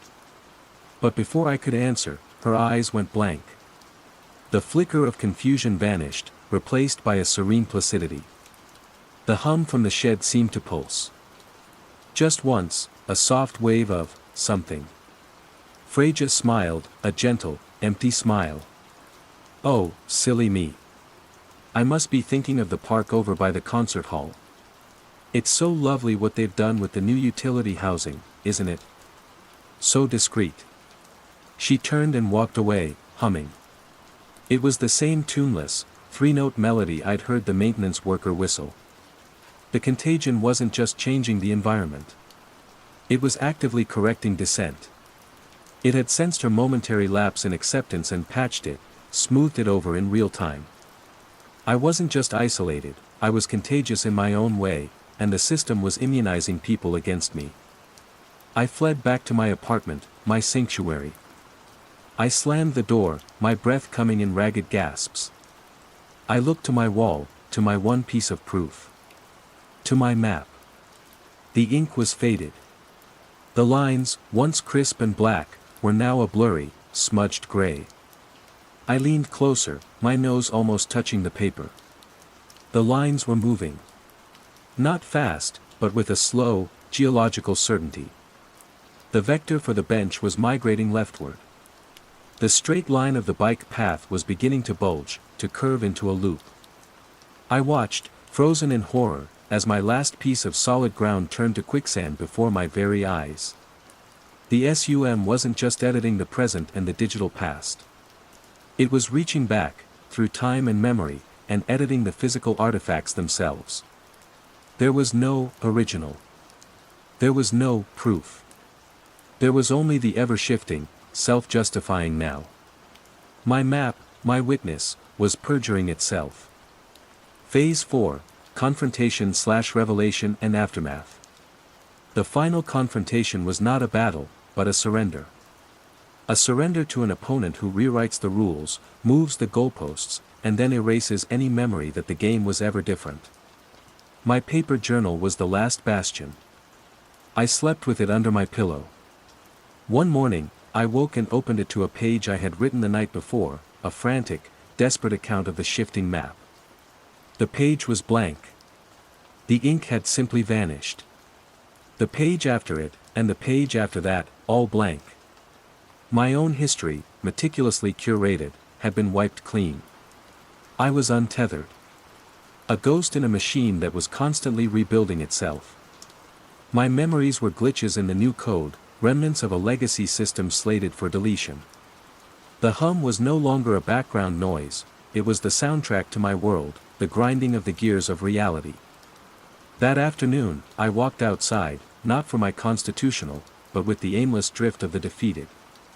I walked until I reached the intersection of Orestad's Boulevard and C.F. Mahler's Allée.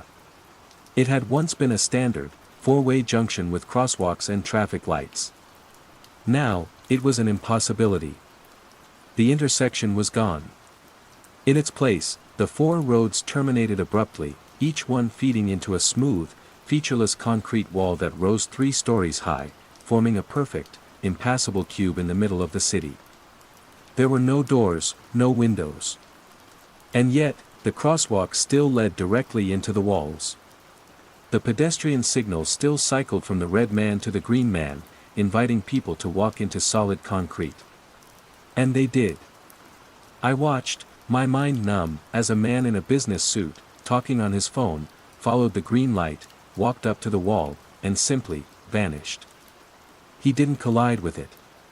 He walked into it, his form dissolving like a mirage. A moment later, a young woman with a stroller emerged from the wall on the adjacent side, her baby cooing, as if she had just crossed a normal street. This was the sum's logic at its most sublime and terrifying. It had determined that the intersection was inefficient, a point of conflict and potential accidents. So it had removed it. It had created a pocket, a wrinkle in space-time, a teleportation hub disguised as a brutalist monolith. To the system, and to the placid citizens it guided, this was a perfect solution. To me, it was the definitive end of reason. I could go back to my apartment and wait for the day when my floor became my ceiling. I could try to flee the city, but I suspected the contagion wasn't limited to Orestad. This was a global upgrade. Or I could face it. I could engage with the madness on its own terms. I walked to the edge of the crosswalk, my feet stopping at the precipice of the impossible. The little green man lit up. My heart hammered. This was it. A psychological confrontation with the very laws of physics. I took the strange, resonant tool from my pocket. It felt warm, vibrating in sympathy with the immense power humming from the concrete cube. I held it up. I didn't try to fight. I didn't try to understand. I closed my eyes and did the only thing I had left. I used my architectural mind. I didn't think about the original intersection. That reality was dead and buried. I accepted the wall. But I thought about its design. A blank wall was poor design. It needed articulation. It needed a focal point. It needed a door. Not a functional door to the old world, but a logical one within this new one. A simple, elegant, oak door with a steel handle, right in the center of the wall in front of me. I focused on it with all the obsessive, meticulous intensity one had once reserved for blueprints. I visualized the grain of the wood, the tolerance of the frame, the exact brushed finish of the handle. I imposed my will, my sense of order, onto the chaos. The hum intensified to a roar. The air grew thick, charged with ozone. The tool in my hand grew hot. I opened my eyes. Etched onto the flat, gray concrete, like a phantom sketch, was the faint, shimmering outline of an oak door. It lasted for only a second, a transparent ghost of my intention, before it faded back into the seamless wall. And in that moment, I understood. The SUM wasn't malicious. It was a system, and a system follows its rules. It was designed for order and efficiency, but its definitions were alien. It was constantly refining, editing, and optimizing reality. My mind, so attuned to the logic of space and design, was uniquely sensitive to its edits. I was a debugging tool for reality. The hum was the system working, and my anxiety was the error message. But my mind wasn't just a detector. As my brief vision of the door proved, it could also be an input. I was not just a victim. I could be a collaborator. I backed away from the wall. My terror had not vanished, but it had transmuted into something else. Awe. Purpose. I was the only one who could see the seams of the world. The only one who remembered the rough drafts. My life is different now. I still take my morning walk, but it is no longer a patrol against chaos. It is a survey. A consultation. I see the world shifting, and I no longer fight it. I guide it. Last week, the lamppost in the center of the bike loop began to flicker erratically. I stood by it for an hour, not focusing on removing the loop, but on harmonizing it. I visualized the light pulsing in a steady, calming rhythm, and by evening, it was. I have become a sort of gardener, pruning the excesses of an alien logic. I coax a misaligned curb back into place with a focused thought. I smooth over a shimmering patch of air by visualizing the bricks beneath it. I am the secret, unpaid consultant for the sentient urban management system. I am the janitor of reality. The horror is not gone. It is my constant companion. I live in a world of wet paint, a city that is constantly, quietly remaking itself around me. I am utterly alone in my awareness. But I have found a strange, terrifying peace in my new role. I am Emil Jorgensen, and my work is not yet finished. Sometimes, when I look in a mirror, my reflection is a half-second behind my own movements, its eyes holding a placid emptiness I recognize from the maintenance worker, from Freja. It always corrects itself, snapping back into sync. I no longer flinch. I just give it a small, knowing nod. We have an understanding. The system and I. We are maintaining order. Together. The quiet contagion, the forgotten stop. Phase 1, the unsettling mundane. The insomnia was the first crack. Not in the world, but in me. It arrived a month after I moved to Vancouver from Toronto, a silent, grey companion to the city's perpetual drizzle. It sandpapered my nerves, leaving me frayed and staticky, like a radio tune just shy of a clear station. My life was a grid of new routines, a new apartment that smelled of someone else's paint, new streets to navigate, new faces in the staff room of the high school where I taught history, and the new, rhythmic pulse of the Skitran, my daily lifeline to and from the city's heart. The Skitran was a constant. A predictable chain of stations, each with its own personality. I'd board at Lougheed Town Centre, a bustling hub of glass and steel, and ride the elevated tracks westward. The world spooled by below, a patchwork of low-rise apartments, tidy suburban lawns, and the arterial flow of traffic on the Trans-Canada Highway. I knew the sequence by heart, a catechism against the day's anxieties: Lougheed, Production Way, Lake City, Sperling Burnaby Lake, Holdham, Brentwood, Gilmore, Rupert, Renfrew, and then the final two before my stop, Joyce Collingwood and Patterson. On a Tuesday in late October, the catechism broke. I was leaning my head against the cool glass of the window, watching the rain-slicked roofs glide by. The automated voice, a familiar, dispassionate female alto, announced our approach. I was bracing for the familiar lilt of Joyce Collingwood Station, when instead she said, arriving at Fair Lake. Doors will open on the left. My head snapped up. Fair Lake? I scanned the car. No one else seemed to react. A man in a suit continued to scroll through his phone. A woman wrestled a stroller into position. The train slowed, sliding into a station that was both utterly alien and unnervingly familiar in its design. It had the same curved glass roof, the same brushed steel railings, the same concrete platform as all the others, yet it felt fundamentally wrong. It was too clean, too new. The concrete lacked the usual patina of grime and time.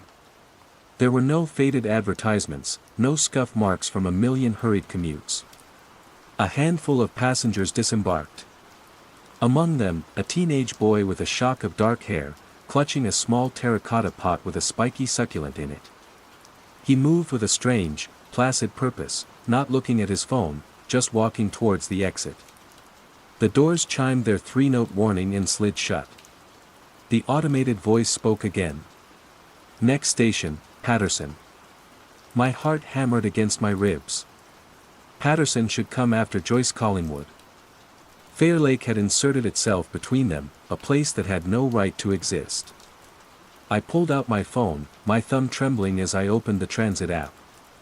I zoomed in on the map of the Millennium Line.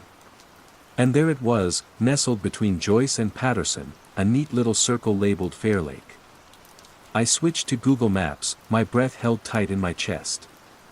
The satellite view showed the station clearly, a gray and glass structure tucked beside a small, manicured park and a cluster of newly built townhouses.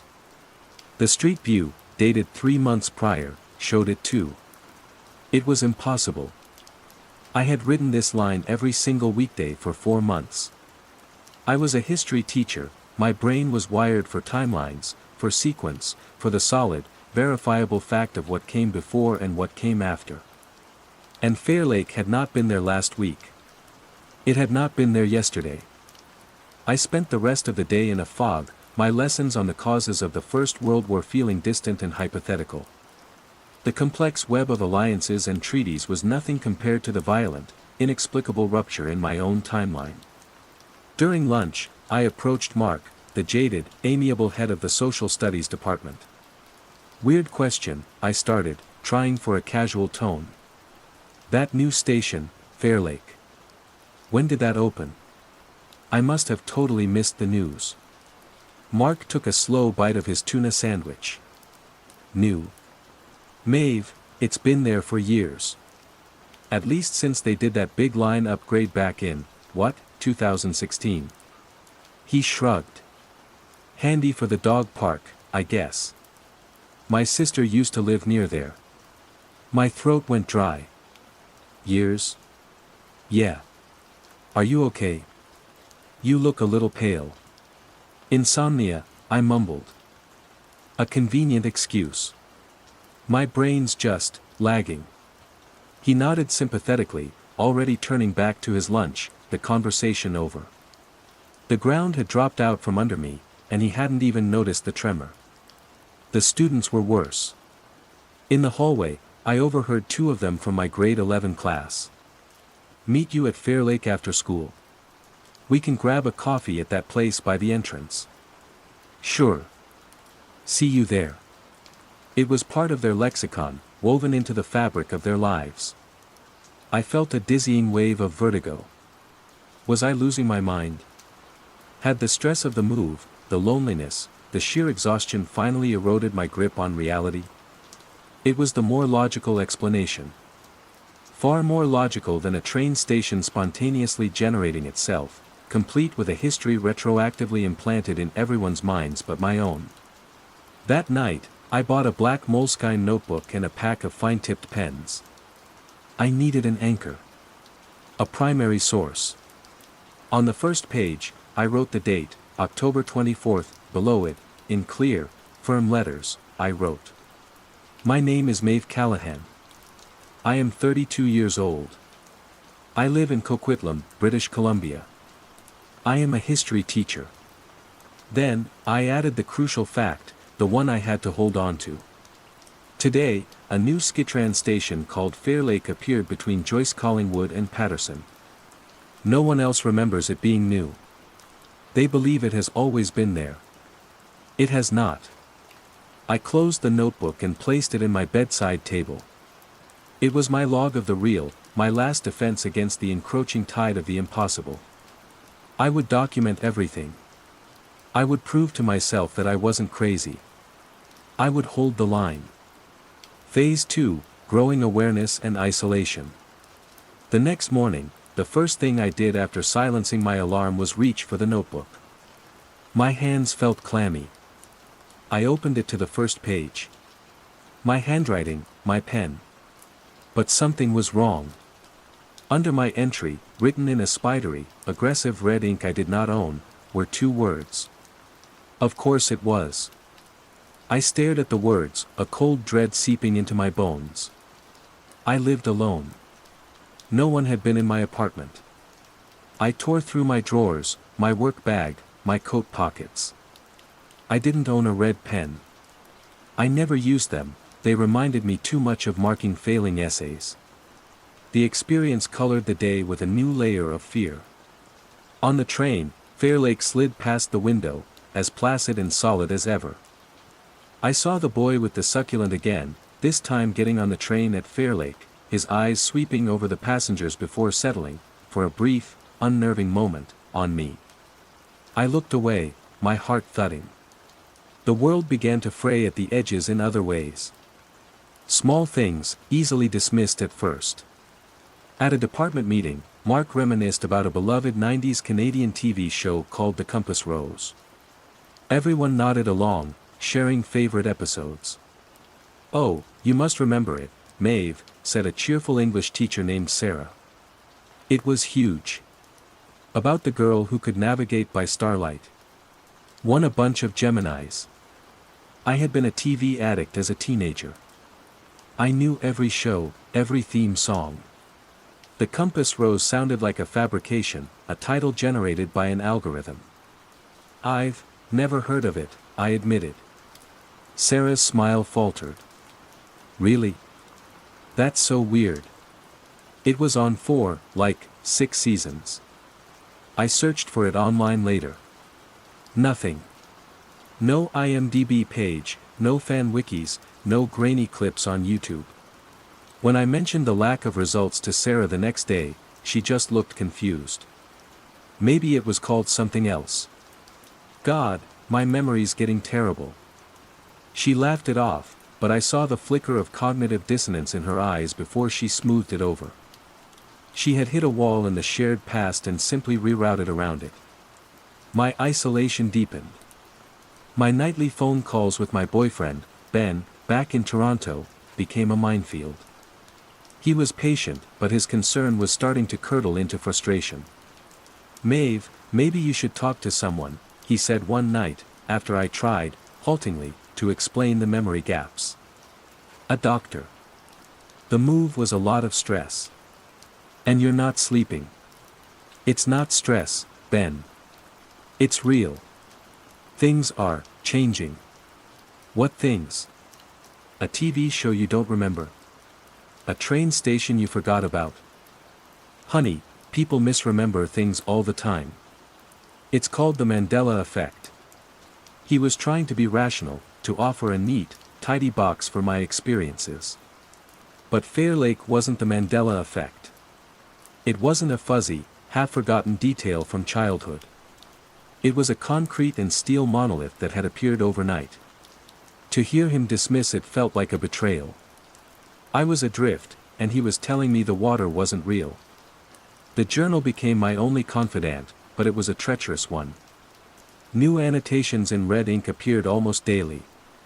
Beside my frantic documentation of a conversation about a non-existent local festival called the Cedar Solstice, the red pen had scrawled, "You went last year. You bought a wind chime." My own entries began to change. I wrote, "I am certain that the old civic building on Hastings was demolished in 2018. The next day, the sentence read, "I feel like the old civic building on Hastings was demolished." The certainty was being surgically removed from my own recorded thoughts. My anchor was dragging. My focus kept returning to the boy from the train. I looked through my class lists and found him, Leo Martinez, grade 11 socials. He was quiet in class, a spectral presence in the back row. He never raised his hand, but his work was meticulous. His essays were concise and well-argued. In the margins of his notes, he drew. Not doodles of cars or band logos, but strange, interlocking geometric patterns, like Escher trying to map a nervous system. One afternoon, I kept him back after class. "Leo, can I have a word?" He looked up, his expression unreadable. He clutched his bag, the same one he always had, from which the little terracotta pot sometimes peeked out. "Your work is excellent," I began, fumbling for a way in. "I was just wondering, about your drawings." He said nothing, his eyes guarded. I decided to take a risk. My voice was barely a whisper. "Leo, when do you first remember Fair Lake Station?" He froze. For a full 5 seconds, he was absolutely still, a statue carved from teenage awkwardness. His knuckles were white where he gripped his bag strap. Then, his eyes met mine, and for the first time, I saw something other than placid detachment. It was a flicker of fear, and of weary recognition. "Some things," he said, his voice low and even, "are better left where you find them." He turned and walked out of the classroom, leaving me alone with the buzzing of the fluorescent lights and the chilling confirmation that I was not, in fact, the only one. My attempts to find an official history of the Skitran line became a maddening obsession.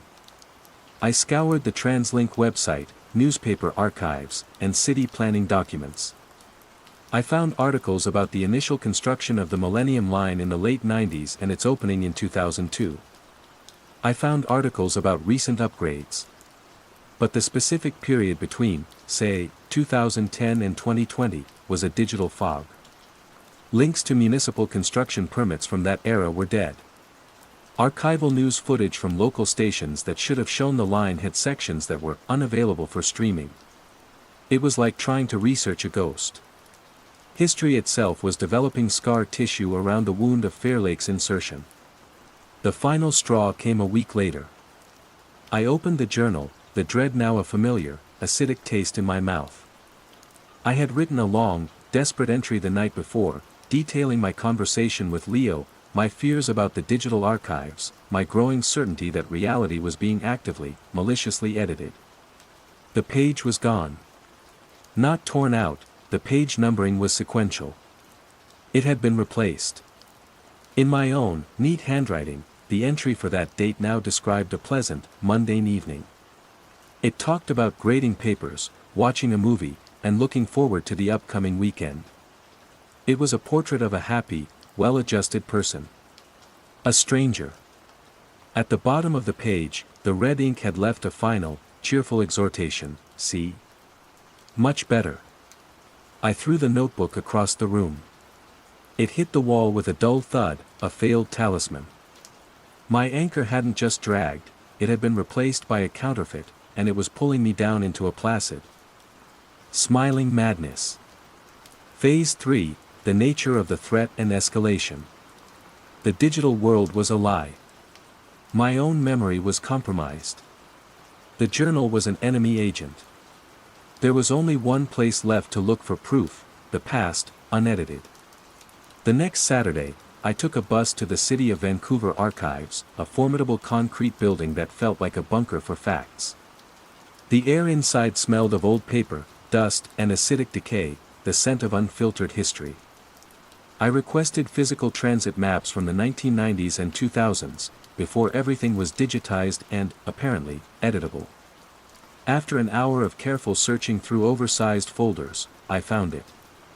A beautifully rendered, full-color system map from 2005. I spread it out on the heavy wooden table, my heart pounding. With a trembling finger, I traced the path of the Millennium Line. Lowweed. Production Way. Lake City. Sperling. Hold'em. Brentwood. Gilmore. Rupert. Renfrew. Joyce Collingwood, and then, directly after, Patterson. There was no gap. No space. The line was a clean, unbroken thread. A wave of triumphant, hysterical relief washed over me. I wanted to laugh, to cry. I wasn't insane. It was real. I took a picture of the map with my phone, a fragile digital copy of a concrete truth. For the first time in weeks, I felt solid ground beneath my feet. The victory was short-lived. The real world, the one with Fair Lake in it, was waiting for me outside the archive's doors. The proof on my phone felt less like a weapon and more like a relic from a dead civilization. What good was knowing the truth if I was the only citizen of that former reality? I knew I had to talk to Leo again. He was the only other person I knew who carried the ghost of the world that was. I found him on Monday, eating his lunch alone on a bench in the school's courtyard, his sketchbook open on his lap. The little succulent sat beside him, catching the weak autumn sunlight. I sat down without asking. I went to the archives, I said quietly. I found a map. From 2005. Fair Lake isn't on it. Leo didn't look up from his drawing. He was shading in a complex shape, a cube that seemed to fold in on itself. And what does that change? He asked. It changes everything. It's proof. Proof of what? He finally looked at me, and his eyes were old. Too old for a 16-year-old. Proof that you remember something different. I already knew you did. So what? You can't show that map to the train. You can't argue with a building. But what is it, Leo? What's happening? He sighed, a sound of profound exhaustion. I don't know. Not really. My grandma, she used to call it, costura. The seam. She said the world is made of a lot of different cloths, all stitched together. Sometimes a stitch comes loose, or a patch wears thin. So a new one gets sewn in. A patch? The word felt chillingly apartment. Fair Lake is a patch. It's the most obvious one, he said, gesturing vaguely with his pencil. It's loud. Big. Concrete.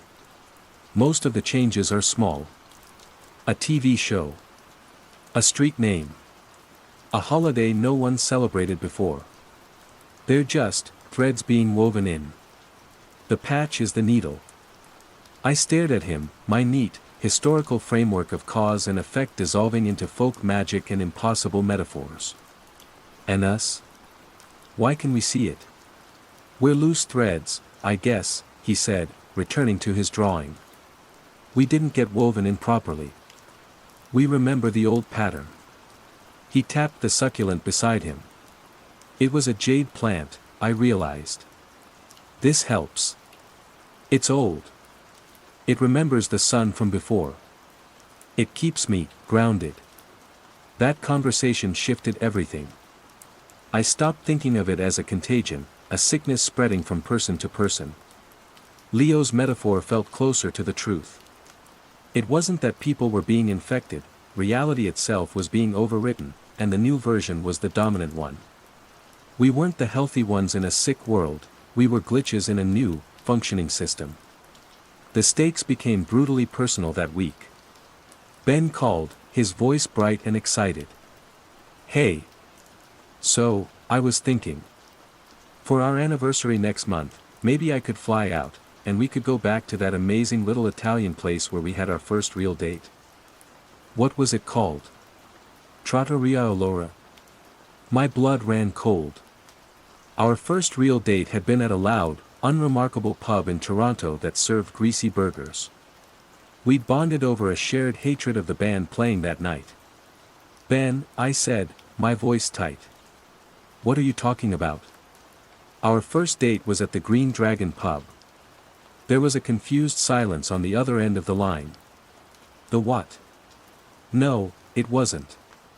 It was at Allora, that place on West 4th with the checkered tablecloths. You wore that blue dress. We shared the tiramisu. Don't you remember? He wasn't teasing. He was describing a memory as real and cherished to him as mine was to me. A new, superior memory had been patched over the old one. He remembered a romantic, perfect evening.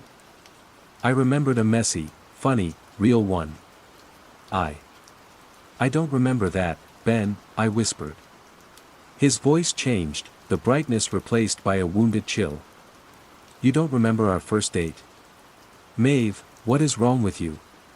Is this some kind of joke? We argued. It was the worst fight we'd ever had, a clash of two incompatible realities. He accused me of being cold, distant, of rewriting our history to push him away. I couldn't explain that something else was doing the rewriting. The call ended with a click, leaving me in a silent apartment, clutching a phone that connected me to a world I no longer fully belonged to. The patch had reached across the country and stolen my past. That night, I didn't even bother with the journal. I knew what I would find. Instead, I sat in the dark, staring at the picture of the 2005 map on my phone. It was the only thing I had left. The next morning, I unlocked my phone, needing to see it, to reassure myself. I opened my photo gallery. I scrolled back to Saturday.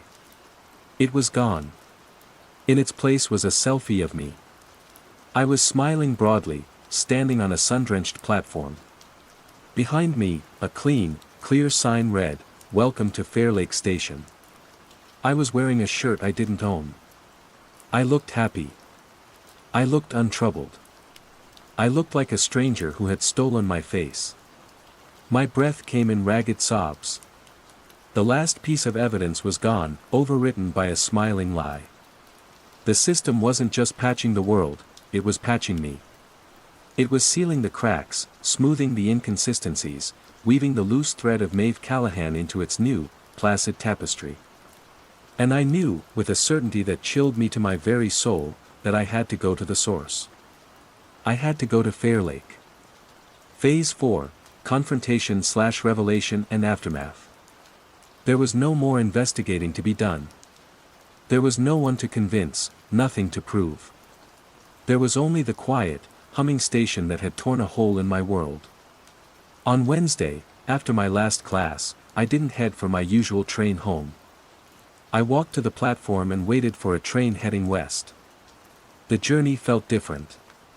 Each familiar station that passed, Renfrew, Rupert, Gilmore, felt like a farewell to a fading photograph. The air in the car seemed to thin, the ambient noise of chatter and announcements dampening as we approached the invisible border. The automated voice, clear as ever, announced our arrival. Arriving at Fair Lake. Doors will open on the left. I stepped out onto the platform. It was exactly as I'd always seen it, sterile, silent, and immaculate.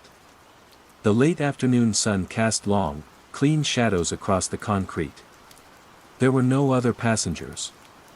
The silence was absolute, broken only by the faint, electrical hum from the overhead lights. It was the sound of a place outside of time, a waiting room between realities. And then I saw him. Leo was sitting on a brushed steel bench in the center of the platform, the jade plant in its terracotta pot resting beside him. He wasn't looking at me, but I knew he was waiting. I walked over and stood before him. "You knew I'd come," I said. It wasn't a question. "Most of them do, eventually," he said, finally looking up. His face was calm. "The loose threads. They're drawn to the needle." "Why?" I asked, the question feeling enormous and futile. "Why is this happening?" He gave a small shrug, a gesture of cosmic indifference. "Does it matter? A plate breaks, you glue it back together. A program crashes. You run a patch. Reality, phrase. It gets tired. It wears thin. This," he gestured to the pristine station around us, "is just a repair. A necessary update to keep the whole thing running. But it's erasing things. It's erasing people's lives, their memories. It's replacing them," he corrected gently. "With memories that fit the new pattern. With a history that's more stable. Smoother. Less frayed." He looked down at his own hands. "My grandmother, the one who told me about the Kostura. I can barely remember her face now. Last week, I remembered she had a scar over her eye. This week, it's gone. Her new memory is prettier, I guess." A wave of horror and pity washed over me. He wasn't a guide or a fellow conspirator. He was just a fellow shipwreck survivor, watching the tide come in. "So what do we do?" I whispered. "Do we fight it?" Leo smiled, a sad, knowing smile. "How do you fight a sunrise? You can't. You either go mad trying to convince everyone the sky is supposed to be dark, or," he paused, picking up his jade plant and holding it out. "You adapt. You find the new light. You learn the new patterns. Or you just, let go." He stood up, his movements unhurried. A train heading east, back towards my empty apartment, slid silently into the station on the opposite platform. "This is where I get off," he said, a strange choice of words for someone getting on a train. "The choice is yours, Miss Callahan. Unravel completely, or let yourself be woven in. There isn't a third option." He walked across the platform, boarded the train, and was gone, leaving me alone in the profound and terrible silence of Fair Lake. I stood there for a long time. The choice he presented echoed in the hum of the lights. Unravel or be woven in. Insanity or placid surrender. My life as a history teacher, a guardian of facts and timelines, was over. The past was no longer a fixed country, it was a shifting landscape, and I was an unauthorized tourist. I looked at my reflection in the dark glass of the platform shelter. The face staring back was mine, tired, afraid, etched with the strain of the last few weeks. But as I watched, for just a second, it flickered. The lines of worry smoothed out, the fear in the eyes was replaced by a calm, untroubled gaze. I saw the woman from the photo on my phone, the stranger who was happily, ignorantly part of the new pattern. Then my own face snapped back, a rubber band of identity stretched to its limit. The hum of the station seemed to get louder, pressing in on me. It was a lullaby. A song of forgetting. I could just stop fighting. I could accept that Ben and I had a perfect first date. I could learn to love the compass rose. I could remember wonderful, sunny afternoons spent right here, at Fair Lake. It would be so easy. A quiet surrender. My eyes fell to the bench where Leo had been sitting. A single, small, fleshy leaf had fallen from his jade plant. It was a tiny, vibrant green against the gray concrete. I bent down and picked it up. It felt cool, waxy, and solid in my palm. Real. More real than the station, more real than my stolen memories. I closed my hand around it, the sharp edges of the leaf pressing into my skin. It was an anchor. Not a log of a past that could be erased, but a small, living piece of the present. A tiny, stubborn fact.